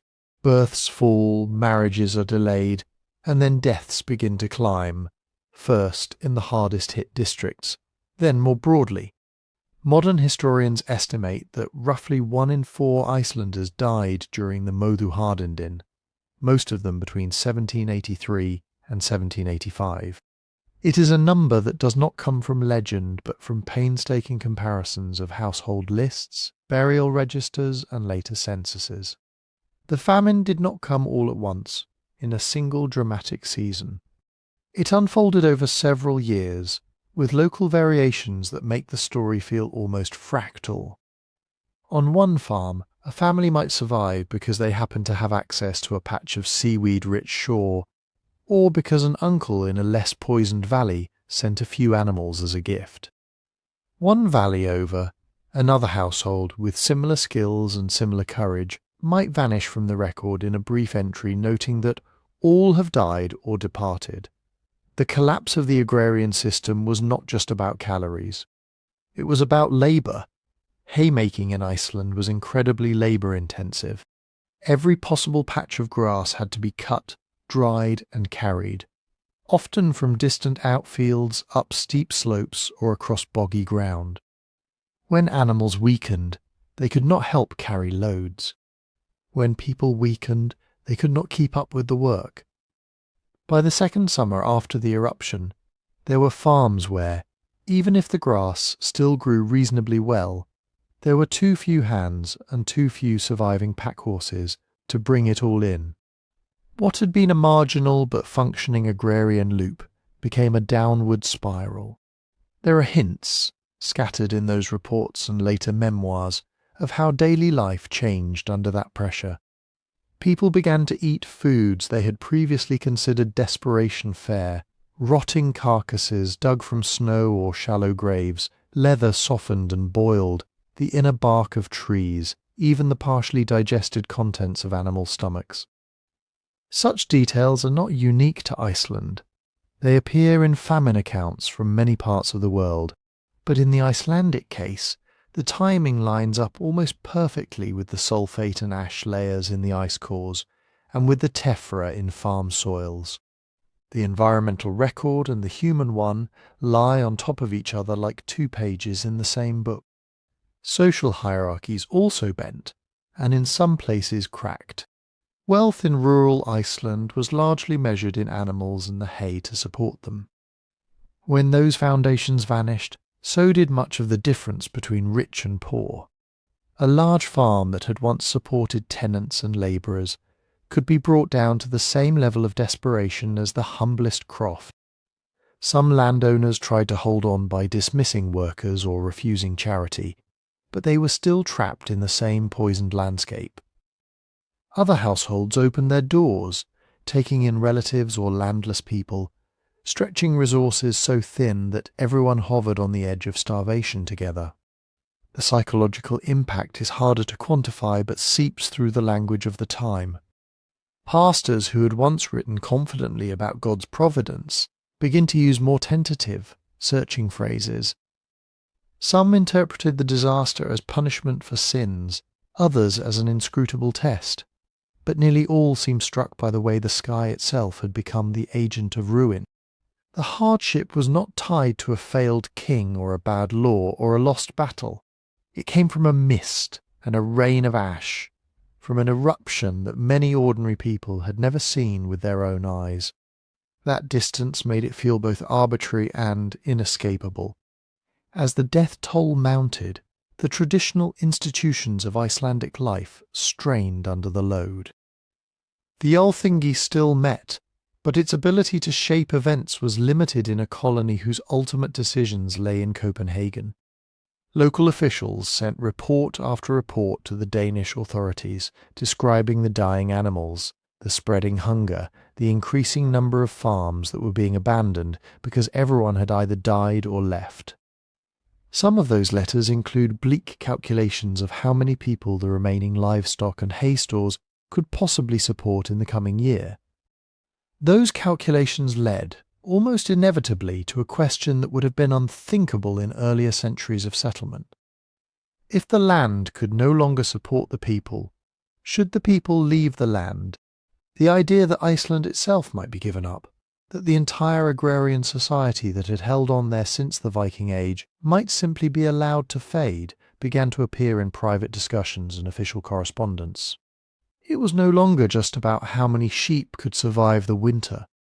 It was about whether there would, or should, be Icelanders at all in another generation. Those private discussions, once they reached Copenhagen, did not arrive as abstract questions of identity. They arrived as numbers, tables, and cost estimates. From the Danish point of view in the 1780s, Iceland was many things at once. It was a distant possession governed through officials and merchants. It was a trading partner that supplied fish and wool. It was also, very quietly, a burden, maintaining a colonial administration, keeping some minimal infrastructure running, and responding to crises all cost money that did not always return a profit. When the Mother hardened in turn from local hardship into systemic collapse, the correspondence that piled up on the desks of ministers framed Iceland in practical terms. How many people remained? How many could survive? What would it cost to keep them alive if agriculture failed for several more years? Out of this arithmetic grew the most radical proposal of all, to abandon Iceland as a settled land and relocate at least a large portion of its population to somewhere more hospitable under Danish control. Later retellings sometimes imagine this as a dramatic plan to empty the island completely. The archival record is more ambiguous. Some letters speak of moving the poorest and most affected. Others imagine a much broader evacuation, perhaps to the Jutland Peninsula, or to other parts of the Danish-Norwegian realm. The common thread is the idea that Iceland, after 8 centuries of continuous habitation, might now be judged unfit for human life. Why such a drastic thought could arise becomes clearer when you look at the wider climate record. The years following 1783 were not just hard in Iceland. Tree rings across the northern hemisphere show stunted growth. Grain prices in Europe spike in 1784. Harvest records from Norway and Denmark themselves note late frosts and poor yields. For administrators already dealing with food stress at home, the prospect of pouring scarce resources into a remote island whose carrying capacity seemed permanently reduced must have felt daunting. Better, some argued, to cut losses and move the survivors to a place where their labour could be more productive. Yet the plan, in whatever exact form it took, was never carried out. Historians still debate why, and the sources do not give a single clear answer. Instead, they offer a cluster of partial explanations, each one plausible, none entirely decisive. One strand is economic. As bad as things were, Iceland still represented a monopoly fishery and a source of valuable commodities. Merchants with interests in the trade lobbied against depopulation, arguing that with some relief in the short term, the island could recover enough to continue supplying dried fish and wool. Their arguments are echoed in memoranda that stress long-term revenue over short-term expense. Another strand is humanitarian. Some Danish officials, reading the increasingly desperate reports from Icelandic pastors, seem genuinely disturbed by the idea of uprooting tens of thousands of people and moving them across the sea. The logistical challenges were enormous. How many ships would be required? How many voyages? How would you feed and shelter so many displaced people on arrival? In a world without modern transport or public health systems, forced mass migration carried its own, very real risk of death on a scale equal to or greater than the famine itself. There was also resistance from within Iceland.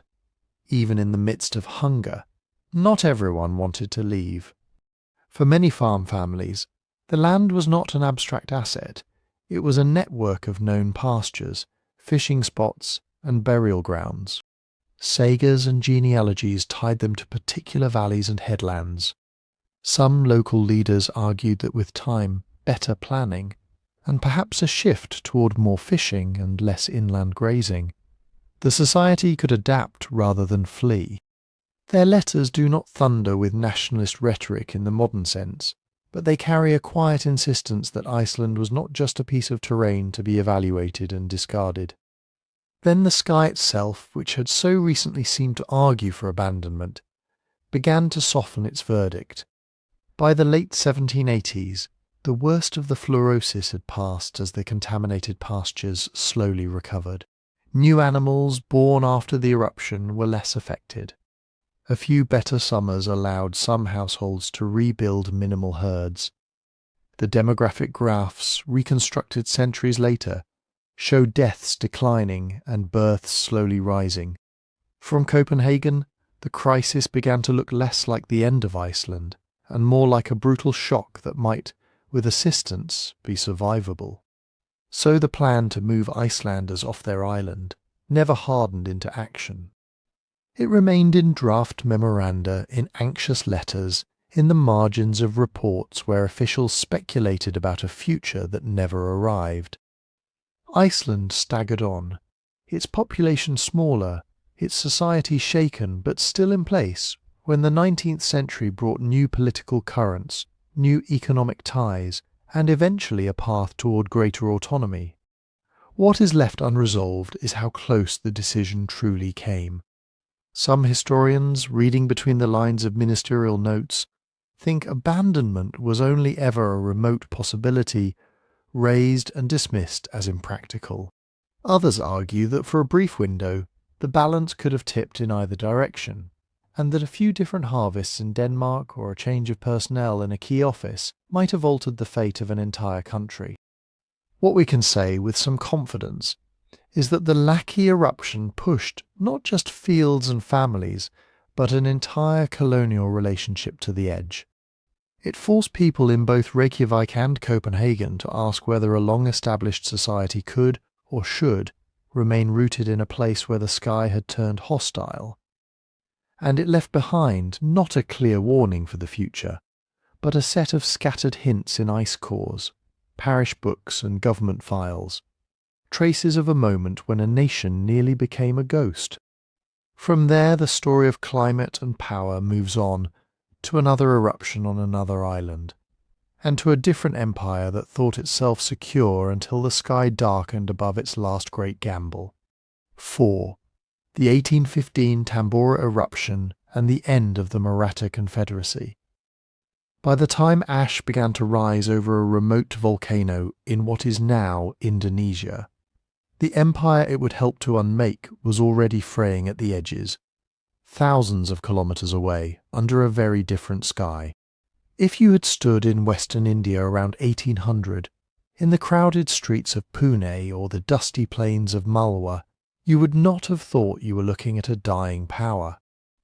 The Maratha Confederacy, on paper, still stretched from the Arabian Sea almost to the Bay of Bengal, from the forests of central India to the edge of the Punjab plain. Tax revenues from some of the most fertile districts on the subcontinent flowed through its intricate web of treasuries. Its cavalry could still ride for days across lands where its agents collected tribute. Its chiefs, the Sardars and Khans, still expected envoys from distant rulers to bow before them. But it was not one thing, it had never really been one thing. The Maratha state that had terrified the Mughals in the 18th century had grown not as a neat, centralized kingdom, but as a loose confederation built on personal alliances, hereditary rights, and shared memories of resistance.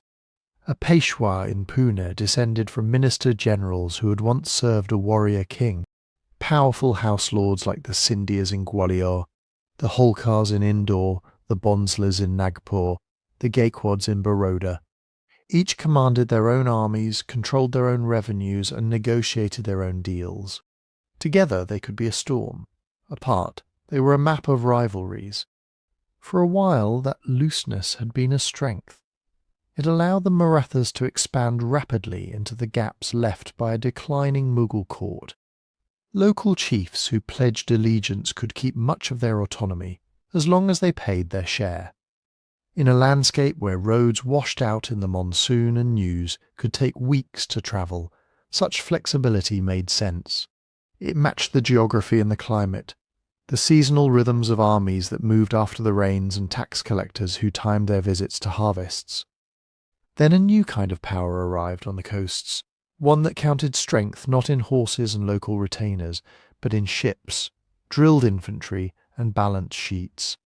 The British East India Company by the late 18th century had already turned Bengal into a revenue machine. Its accountants tracked grain prices and land taxes. Its directors in London pored over reports about monsoons and trade routes. When company troops fought, they did so with muskets and field artillery, sustained by supply chains that reached back to ports in Bombay and Calcutta. And unlike older Indian dynasties, the company did not imagine itself as a single court negotiating with another court. It saw a field of separate players, each to be studied, divided, and brought under contract. The First and Second Anglo-Maratha Wars, in 1775 to 1782 and 1803 to 1805, did not destroy the Confederacy. They bent it. Treaties like Salbai and Bassein sliced away pieces of territory, imposed British subsidiary alliances, and stationed company troops at key centres. In the official language of those agreements, the Marathas remained allies and friends. In practice, every new clause that limited their external diplomacy, every demand to pay for British garrisons, tightened a quiet noose. Inside the Confederacy, the pressure amplified existing fault lines. The Peshwa's court in Pune, already struggling to hold together ambitious chiefs who had their own war records and their own visions, became the focal point for disputes over how to deal with the British. Some leaders like Daulat Rao Scindia tried to balance between resistance and accommodation, hiring European officers to train their own regiments while still bargaining with company agents. Others believed that accepting British protection, at least for a time, might safeguard their personal holdings even if it weakened the larger Maratha cause. The sources we have from this period, letters, treaties, reports by company residents stationed at Indian courts, show a political world that feels almost feverish. Alliances made and broken within months. Negotiations about who would control particular districts if battle went one way or another. Appeals to old memories of Shivaji and Maratha glory set against very immediate worries about unpaid troops, crop failures in particular years, and the cost of maintaining artillery parks in an age when warfare was becoming more expensive. Climate sits in the background of these documents, quiet but present. Monsoon records and revenue reports from the late 18th and early 19th centuries across the Deccan and northern India show alternating stretches of good and bad years, periods when harvests filled granaries and periods when they did not. For a confederation whose power depended on moving armies quickly and collecting arrears in person, a year of poor rains did not just mean hunger. It meant jagadars unable to pay their quotas, soldiers waiting for salaries, local notables more inclined to side with whichever power could credibly promise to keep the irrigation works repaired and the grain markets open. The British, with access to external credit and maritime trade, could sometimes ride out a bad season by importing supplies through their ports. Maratha chiefs, especially those far from the sea, had fewer buffers. Their wealth was land fixed. When drought or flood bit into that base, their bargaining position in the shadow of the company shrank. By the second decade of the 19th century, the pattern was clear. The Maratha Confederacy still existed, but as a patchwork of semi-dependent states, each caught in its own web of agreements with the British. The Peshwa's authority had narrowed. British residents sat in key courts, observers and influencers both. Company surveyors walked the fields, mapping rivers and roads with an eye not just to trade, but to future campaigns. If you look only at the political correspondence from these years, it is easy to see what came next as the almost mechanical working out of strategy, an empire of paper and gunpowder tightening its hold on the interior. Yet those same years, in another part of the world, magma was beginning to move upward under a mountain on Sumbawa, toward an eruption whose ash would spread into the upper atmosphere and drift across oceans, touching the monsoons that had always been the heartbeat of Indian power. The Maratha Confederacy did not know that the sky itself was about to change. It only knew that its margins were closing in. On Sumbawa, in the islanded world that European maps called the Dutch East Indies, the build-up began in ways that would have felt familiar to anyone who has lived near a restless mountain. Small earthquakes, occasional rumbles, plumes of steam and ash that stained the sky but did not at first change the seasons. Local chronicles and later accounts filtered through Dutch administrators describe an eruption in 1812 that blew open part of Tambora's summit. For a while the mountain smouldered. Villages on its flanks went about their lives, harvesting rice and sago, fishing coastal waters, carrying on the quiet routines that make up most of human history. Underneath, the pressure was rising. Modern volcanology working backwards from the deposits on Sumbawa and the signals captured in distant ice tells us that Tambora was not just another volcano. It was a giant that had been rebuilt over thousands of years, a stratovolcano with a vast magma reservoir rich in dissolved gases and sulfur. When that reservoir destabilized around 1815, the entire system climbed toward a threshold beyond which it could not return to its earlier, smaller eruptions. The first major outburst came in early April. People on nearby islands reported loud explosions, ash fall and darkness that lasted for hours. Ships at sea noted pumice and floating debris, but the world beyond the Indonesian archipelago barely noticed. Europe was focused on Napoleon's 100 Days. In India, company agents wrote about revenue settlements and troop movements. The distant noise of a volcano was just that, distant. Then, on the evening of April 10th, Tambora entered the class of events that change not only a coastline or a province, but the chemistry of the sky. Eyewitnesses on Sumbawa and neighbouring islands spoke of a roar like cannon fire, of multiple columns of flame rising from the mountain, of blocks of stone falling like rain. Pyroclastic flows, incandescent avalanches of gas, ash and rock, swept down its sides at hurricane speeds, obliterating villages and forests, surging out over the sea. The kingdom of Tambora, a small but established polity on the mountain's slopes, effectively disappeared in a single night.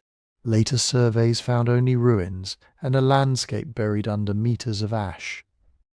The local human toll was immense, tens of thousands dead from the immediate violence and from the famine and disease that followed in the ash-choked months. But what made Tambora's eruption unique in the historical record was what happened to the material that did not fall back to Earth. A vast column of ash and gas pierced the troposphere and entered the stratosphere, the stable, dry layer of the atmosphere where winds can carry particles around the planet with little interference from rain. Modern reconstructions based on the thickness of ash deposits near the volcano and the chemistry of those grains estimate that Tambora injected perhaps 60 million tons of sulfur dioxide into that high, cold air. Up there, in the thin light above the weather, sulfur dioxide does not remain itself for long. It reacts with water to form sulfuric acid droplets, tiny spheres suspended in the stratosphere. Climatologists call the result a sulfate aerosol veil, a gauzy, planet-spanning layer that reflects a portion of incoming sunlight back into space. We cannot see that veil directly in the historical record, but we can see its fingerprints. In Greenland and Antarctic ice cores, bands laid down in the years after 1815 show sharp spikes of sulfate concentration, a chemical echo of the gas Tambora sent upward. The timing lines up with written accounts from across the world. 1816 and 1817 marked by strange dimmed skies and seasons that did not behave as expected. Tree rings from North America, Europe, and parts of Asia show sudden narrowing, evidence of cooler temperatures and shortened growing seasons. Contemporary observers, living through the years that followed, did not speak of sulfate aerosols. They spoke of a sun that seemed blotted or tarnished, of sunsets that flared red and purple, of halos around the moon.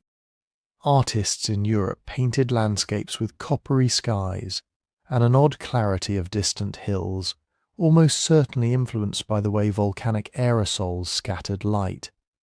The overall cooling that Tambora imposed on the planet was not uniform. Climate models and proxy records suggest that average global temperatures may have dropped by roughly half a degree to a full degree Celsius for a year or two, but that shift played out in different ways depending on where you stood. In some regions that meant unseasonable frosts. In others, altered wind patterns and displaced storm tracks. It was not a simple matter of cold everywhere, but of a disrupted pattern, a nudge to the chaotic system of air and water that moves heat around the globe. In Europe and northeastern North America, the effect was dramatic enough to be remembered in folk memory and later historiography as the year without a summer. The year 1816 brought June frosts, July snow, and repeated crop failures. Diaries in New England and the British Isles describe fields that never ripened, livestock slaughtered early because fodder ran out, bread riots and rising grain prices. In China, records from Yunnan and other provinces speak of unseasonal snow and killing cold, of failed rice harvests, of people forced to eat wild plants and tree bark.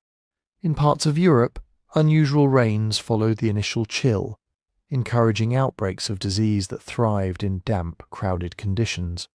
But perhaps the subtler, more consequential change happened in the great monsoon systems that ring the Indian Ocean. Monsoons are not just rains, they are the result of a thermal contrast, land heating and cooling differently from the sea, drawing moist air inland and then letting it rise and condense into clouds. When volcanic aerosols dim the sun, they cool land and sea unevenly.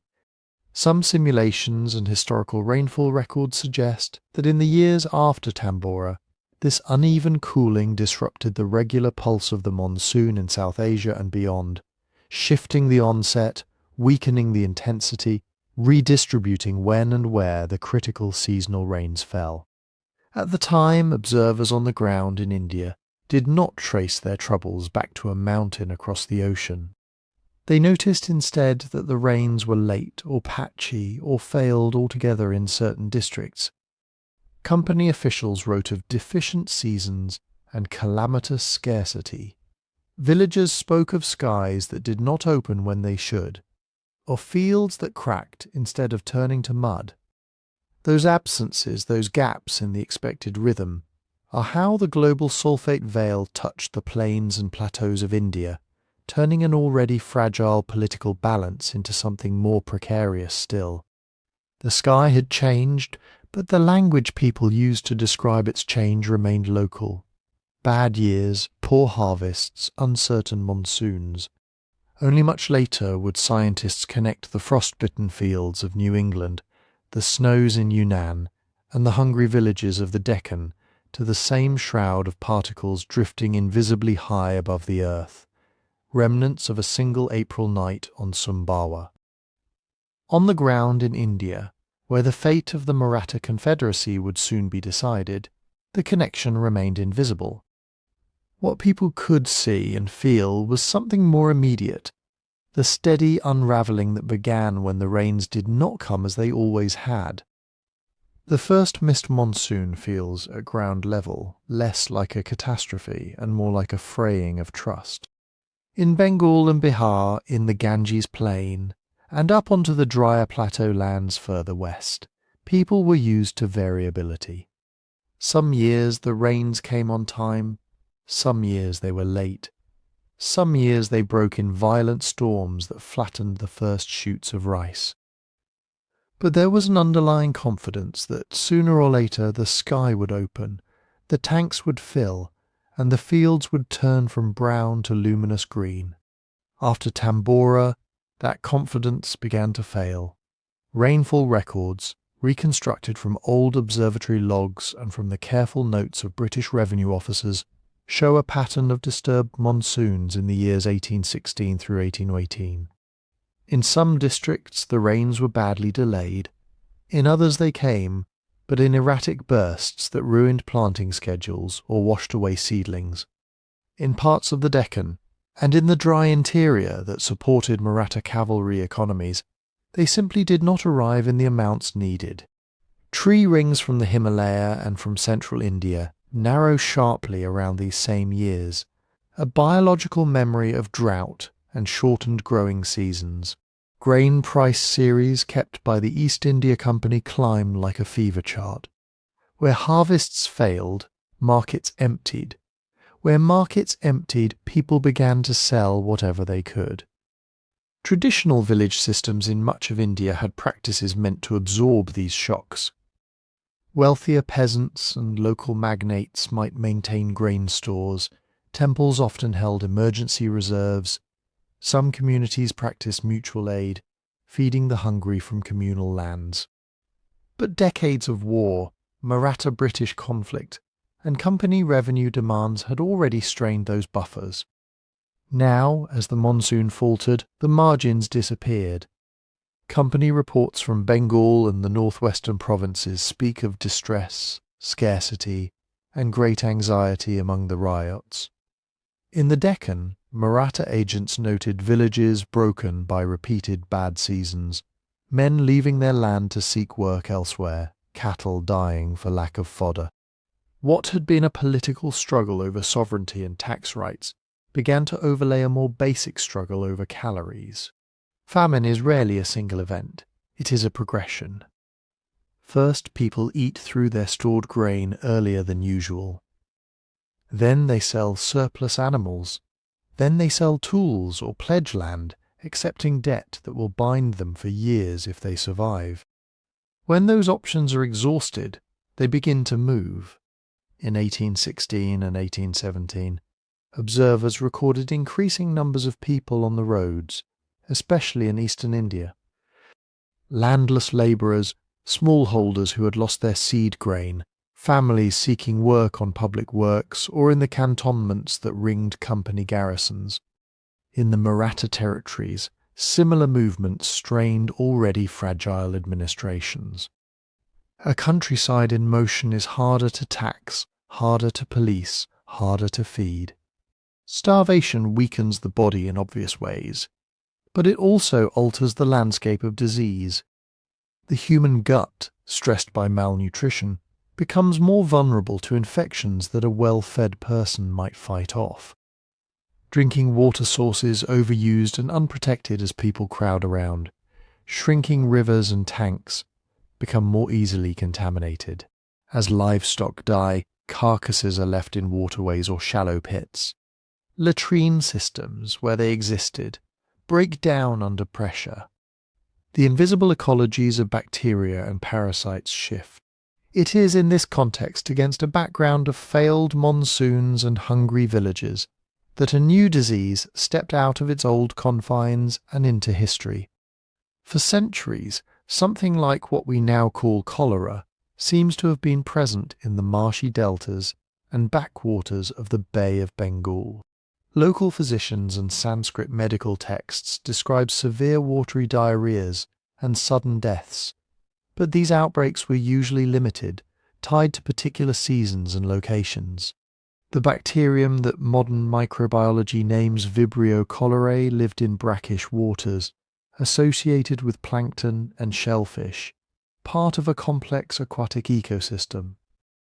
When Tambora's aerosols dimmed the sun and altered the monsoon, that ecosystem changed too. Studies of river flows and sediment cores from the Ganges-Brahmaputra delta suggest that the years after 1815 were marked by unusual fluctuations in freshwater discharge and sea surface conditions. Warmer waters in some seasons, cooler in others, salinity pushed further inland or diluted in unexpected ways. These shifts, combined with flooding in some years and drought in others, likely created ideal conditions for cholera bacteria to bloom, especially where human waste and decomposing material enriched the water. At the same time, the social fabric along the delta was being tugged apart by hunger. In 1817, British medical officers stationed in and around Calcutta began to report an extraordinary outbreak of a gastrointestinal disease that killed with shocking speed. People who seemed healthy in the morning could be dead by evening, emptied of fluids by relentless vomiting and diarrhea. The victims' skin turned cold and bluish, their voices weakened to a whisper. The local population had seen such symptoms before, but not on this scale. What made 1817 different was not that cholera suddenly appeared out of nowhere, but that it found highways it had never had before. The Ganges and its tributaries had long been pilgrimage routes, trade arteries and lines of communication. Under company rule, they had become even more intensively used. Military units moved along them. Grain shipments flowed toward coastal depots. Pilgrim traffic to major religious sites had recovered after earlier wars. And now, layered on top of these normal currents, there were refugees from failed harvests, moving in search of food. As cholera spread from village to village, carried by contaminated water and by asymptomatic travellers, it rode these human networks inland. From Bengal it followed the Ganges upriver toward Benares and beyond. It moved down coastal trade routes to Madras and Bombay. Ships carried infected individuals and barrels of contaminated water to ports around the Bay of Bengal. Within months, contemporary observers realized they were seeing something new, not a local seasonal sickness, but a wave of disease that kept advancing along lines of travel and exchange. The term Asiatic cholera began to appear in European and company correspondence, a label that revealed more about colonial geography than about the disease itself, but that captured the sense of a region-wide threat. Mortality statistics from this first pandemic, where they survive, are patchy, and historians debate exact numbers. But all agree that tens of thousands, and likely far more, died in Bengal and along the great river corridors in 1817 and 1818. Many of them were already weakened by hunger. In accounts from the time, famine and cholera are almost impossible to disentangle. A child wasted by lack of food who then succumbs to sudden diarrhea, an adult labourer drawn to a relief worksite, drinking from a fouled tank. For the Maratha Confederacy, whose heartlands lay further west and south, this first surge of cholera was at first a distant rumour, an eastern sickness. But the same disrupted monsoons that had prepared Bengal's waters also gnawed at Maratha agriculture. Grain grew scarce, tax bases shrank, and trade routes that might have brought relief instead became potential pathways for a new and frightening disease.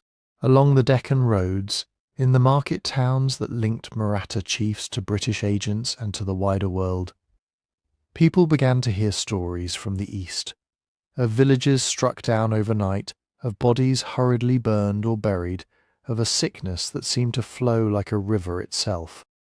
The skies dimming, the failed rains, the hollowed bodies, and the new pandemic were not separate stories.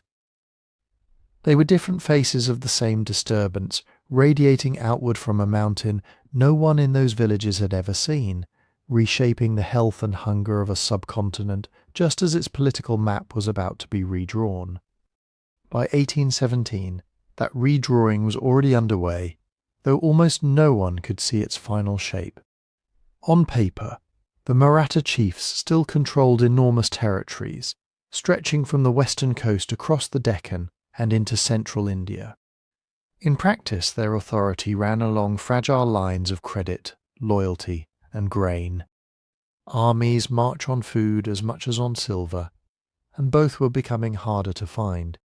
The British East India Company, whose officers carefully tabulated harvests and revenues even as they misread much of the society around them, noticed the stress but interpreted it through a different lens. To them, the Maratha states looked divided, quarrelsome, and ripe for a final settling of accounts. In London, the end of the Napoleonic Wars had released men, ships, and money from European campaigns. In India, that meant more troops available, more confidence that distant reinforcements could be sent if needed, more willingness to take risks. The company's directors and their allies in Parliament were increasingly impatient with what they called a patchwork of sovereignties in the subcontinent's interior. They wanted continuous control, clear frontiers, predictable revenue. In the monsoon years after Tambora, when Maratha treasuries were strained by bad harvests and emergency spending, British diplomats pressed harder. They demanded adherence to earlier treaties. They pushed subsidiary alliances that would place British-controlled troops in Maratha territories, paid for by Maratha taxes. They cultivated dissident nobles and rival claimants, offering protection in exchange for influence. Under different skies, Maratha rulers might have had more room to manoeuvre. A strong harvest can patch over a political embarrassment. A full granary can buy the loyalty of a wavering Sardar, or finance the rapid raising of cavalry to deter an intrusive resident. But in 1816 and 1817, those surplus resources were shrinking. Debts owed to bankers in Pune, in Bombay, in Hyderabad became heavier. New loans came with harsher terms. The ability to mobilize quickly and at scale, which had once been a Maratha strength, eroded. When open war finally came, in late 1817, it unfolded against this background of quiet exhaustion. The spark was lit in the Deccan when a British move against the Pindari raiders, irregular bands whom both Maratha and British authorities alternately employed and denounced, drew in the Peshwa Baji Rao II and other Maratha leaders. But the tinder had been laid by years of uneasy treaties, mutual suspicion, and now by the relentless arithmetic of scarcity. Company planners treated the coming campaign almost like an engineering problem. They assembled what historians later called a double line of advance, massive converging columns from Bombay, Madras, and the northern provinces, designed to overwhelm Maratha forces in multiple theatres at once. They had detailed maps, supply depots, and a centralised system for moving grain and gunpowder. Maratha chiefs, by contrast, relied on older patterns, fast-moving horsemen, knowledge of the terrain, personal bonds between commanders and followers. These could still be formidable assets, but they depended on fodder in the countryside, villages willing or able to support troops, and a political centre capable of coordinating disparate chieftains. In a year of thin harvests, those supports faltered. Battles like Khadki near Pune, Sitabaldi near Nagpur, and Mahidpur in Malwa were decided not only by tactics in the moment, but by the months before them. British forces arrived with sufficient food, regular pay, and reserves. Many Maratha contingents did not. Desertions rose. Some leaders decided to negotiate rather than risk seeing their lands depopulated by further campaigning in a hungry season. By 1818 the pattern was clear. The Peshwa was defeated and pensioned off, his territory annexed. the Bonsle Raja at Nagpur and the Holkar rulers of Indore, submitted to treaties that stripped them of effective independence. The proud Maratha capital at Pune fell under British control. One by one, the great houses that had once collected tribute from the Mughal emperor found themselves reduced to princely clients, their autonomy narrowed to rituals and palaces while the company took over administration and revenue. In the formal language of treaties, this looked like a series of reasoned agreements, a political system standing down before a more powerful one. In the lived experience of villagers and soldiers, it felt more like the snapping of threads that had held their world together. The Confederacy did not explode in one spectacular defeat. It sagged, frayed, and finally collapsed, its last campaigns fought by men whose families were simultaneously bargaining for grain in half-empty markets.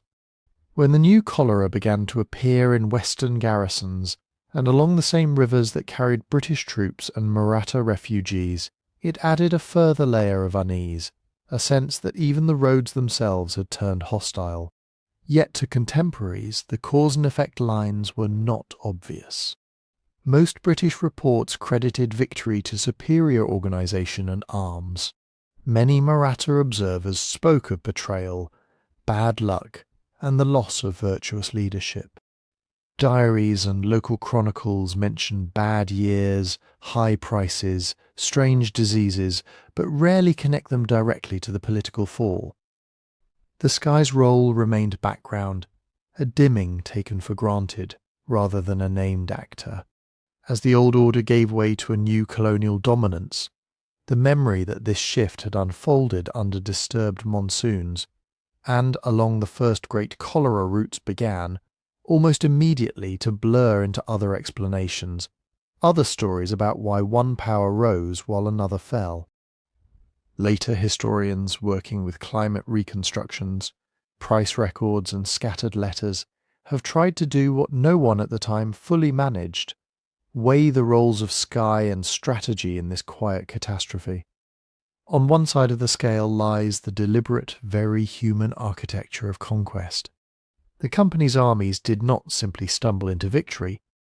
They had decades of experience fighting in Indian climates, a growing corps of Indian sepoys drilled to European standards, and officers who had studied earlier campaigns against Mysore and the Marathas themselves.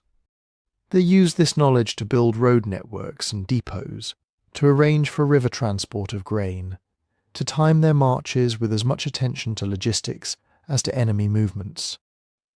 They also had an ideology that made expansion feel not only acceptable but necessary. In London, parliamentary debates and pamphlets framed Maratha polities as unstable, their rulers as unreliable allies who might threaten British trade routes or harbour European rivals. In Calcutta and Bombay, residents sent home dispatches that translated every court intrigue into evidence that indirect control was failing and that more direct supervision was justified. Even without Tambora, some scholars argue, this combination of military capacity, economic ambition, and a self-justifying narrative would, sooner or later, have brought the Confederacy under British domination. They point to earlier moments, the fall of Mysore after Tipu Sultan's defeat, the steady nibbling away of Mughal authority, the willingness of some Indian elites to see the company as a useful arbiter in their own disputes. Climate, in this telling, is a background condition, like the monsoon itself, important but predictable part of the scenery against which human plans unfold. On the other side of the scale lies the subtle weight of weather. Tree rings from the Himalayas and central India show growth anomalies around 1816 and 1817, patterns consistent with disrupted rainfall. Grain price series from markets in western and central India rise and stay high. Local chronicles speak of cattle dying, of wells running low at the wrong time of year, of marriages postponed because families could not afford the ceremonies. None of these things automatically hands victory to one side in a war, but they change the constraints. A noble who in a normal year might have fielded 2,000 horse may, in a lean year, scraped together half that number. A village that would cheerfully supply a passing band of its own chief's troops may, after a bad harvest and an early cholera scare, close its doors to everyone, friend and stranger alike. An army that counts on living partly off the land may find that land already stripped bare by earlier requisitions and by desperate peasants trying to survive.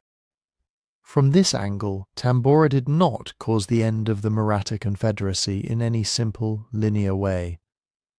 It narrowed the margins at exactly the moment when margins mattered most.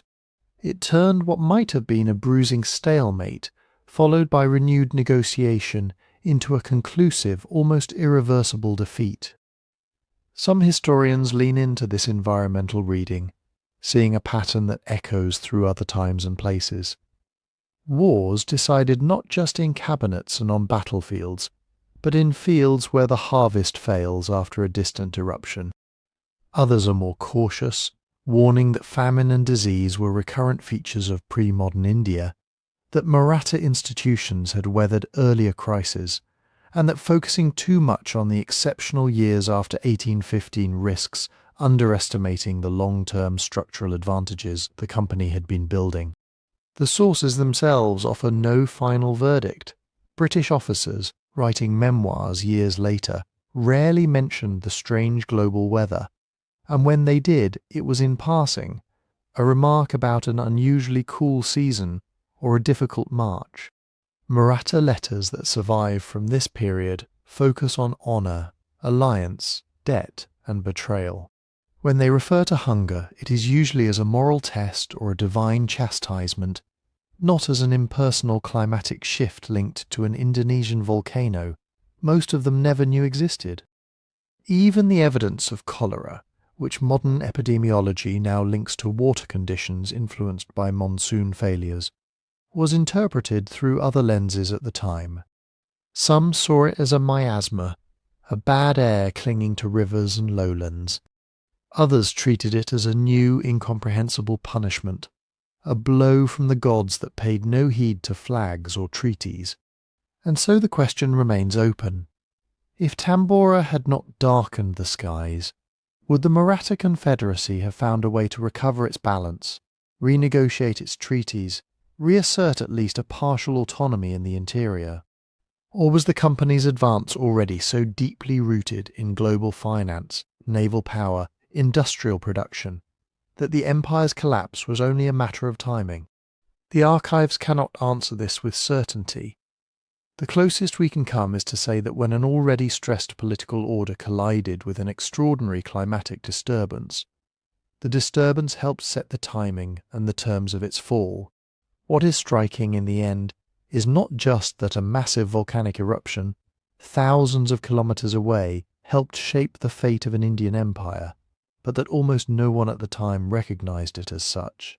For those who lived through the Third Anglo-Maratha War, the sky's role was folded into older stories about fortune and fate, about courage and cowardice, about the rise and fall of dynasties.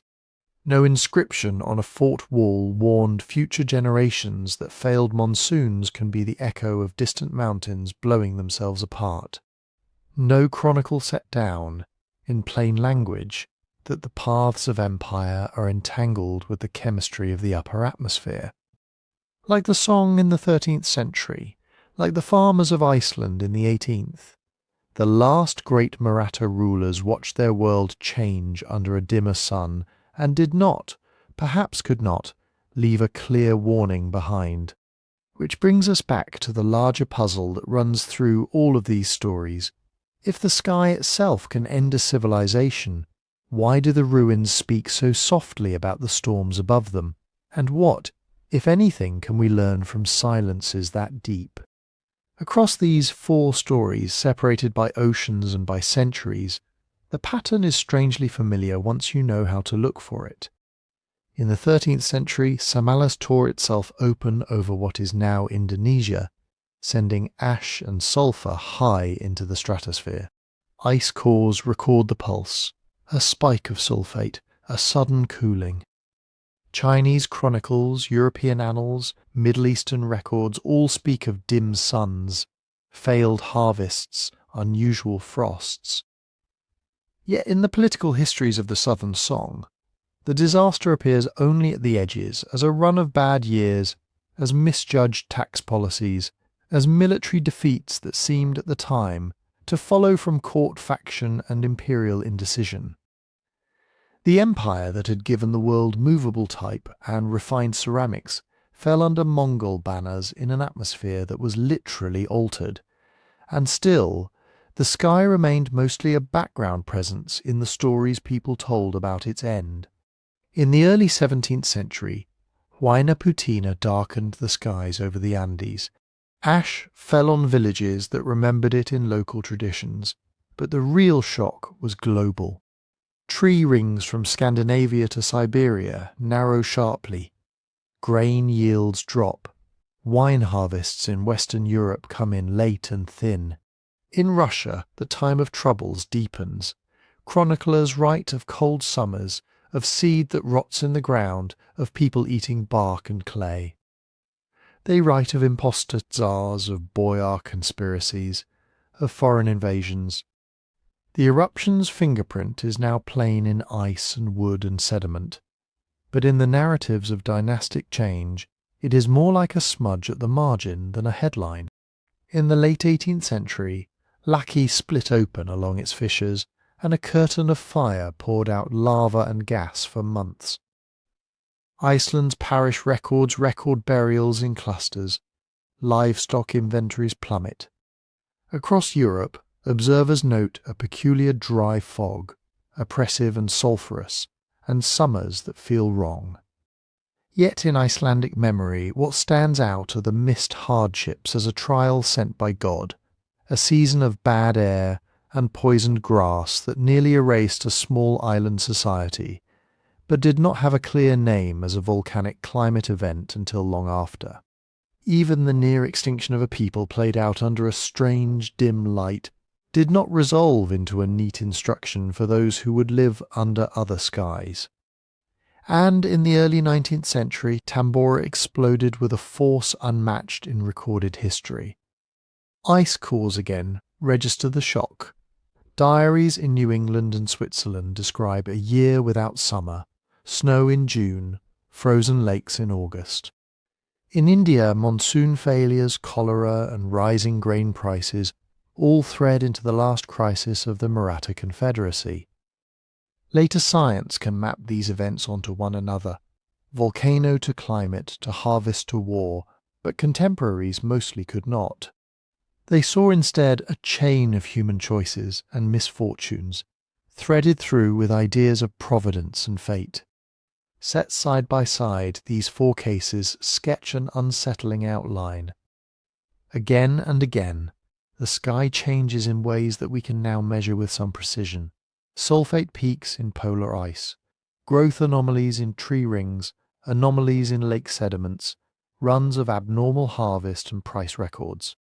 Again and again, political orders that were already under strain find their margins shaved away. Tax systems that could barely cope with normal variability overload. Military campaigns that assumed a certain rhythm of seasons stumble. Villages that might have endured 1 or 2 hard years crack under 3 or 4 in succession. And yet, when we search the chronicles, the inscriptions, the myths and epics and administrative manuals, we rarely find a line that says plainly, "Beware the years when the sun goes pale after a distant mountain erupts. In those years, change your plans." Some of this silence may be structural. For most of history, the people who left written records belonged to elites whose attention was trained on courts and councils, not on sulfate veils miles above their heads. Famines were familiar enough that another one could be folded into existing stories of moral failure or divine displeasure. Volcanic clouds that spread slowly around the globe did not announce themselves with a single obvious sign. They arrived as a sequence of odd seasons that could always be explained some other way. Some of it may be psychological. Humans are very good at telling stories about other humans, and less good at telling stories about slow, distant, impersonal forces. A war has heroes and traitors, a treaty has clauses and signatures. A disrupted monsoon, following an eruption on another continent, is an abstract pattern only visible when you compare many places over many years. No farmer in Fujian, no landowner in Maharashtra, could see the whole picture that ice cores and global data sets now reveal. And some of it may simply be that useful warnings are hard to craft when each crisis is both similar and irreducibly particular. The Southern Song could not have written advice that would mean much to Icelandic peasants, centuries later, about managing a tiny, isolated economy in the face of poisoned pastures. Russian boyars caught in the time of troubles could not have imagined a global trading company whose fortunes would be tied to monsoon anomalies after Tambora. So the ruins speak softly and mostly about other things. What then can we learn from these silences, living as we do in a time when satellites watch the sky, when climate models simulate the spread of aerosols, when we can, in principle, know that a distant mountain has blown itself apart within hours? Perhaps the most practical lesson is that environmental shocks rarely act alone. They arrive as amplifiers and accelerants, leaning on structures that are already fragile. A state that has some slack, grain reserves, flexible institutions, multiple ways to share risk, can treat a dimmer sun as a hardship. A state that runs permanently at the edge of its resources may find that the same dimming turns into a breaking point. The sky's role is real, but it is entangled with choices made long before the ash begins to fall. And perhaps the more unsettling lesson is that even with better data, we may still be tempted to tell ourselves that our crises are mostly about politics, about leaders and factions and short-term events, because those are the stories that feel vivid and actionable. The climate signal may once again be relegated to the background of our narratives, even as it shapes their arc. If you have drifted with this story all the way from Samalas to Tambora, from Mongol war councils to Icelandic farmsteads, from Russian fields to Deccan fortresses, and you are still awake, you might take a quiet moment now to let your own thoughts wander over these patterns. If you found this kind of slow, careful journey through deep time and distant weather helpful, you can gently tap like, leave a comment, or subscribe so that you can find your way back here on another long night. If you feel like sharing, you might write where in the world you're listening from. It builds its own kind of soft, scattered map, a modern echo of those old, fragile networks of people under unsettled skies. If you would like to support this work a little more directly, the simplest way is just to listen on Spotify, using the link in the description. The longer you let these stories play there, the easier it becomes to make more of them. And as you settle, perhaps with your eyes already closed, we circle back one last time to the question that sat quietly in the title of this story. 4 times at least, the sky itself helped end a civilization or an order of states, and 4 times the people who lived and died under that altered light left us only muted hints of what had really happened. Today we have the tools to see the pattern they could not. Ice cores and tree rings, climate models and global archives. The puzzle that remains is whether we will use that knowledge to write the kind of warning they never could, or whether, centuries from now, others will look back at our own records and find that, like the song, like the Icelanders, like the Marathas and the peasants of Muscovy, we too watched our sky change and spoke, at best, in whispers about what it meant,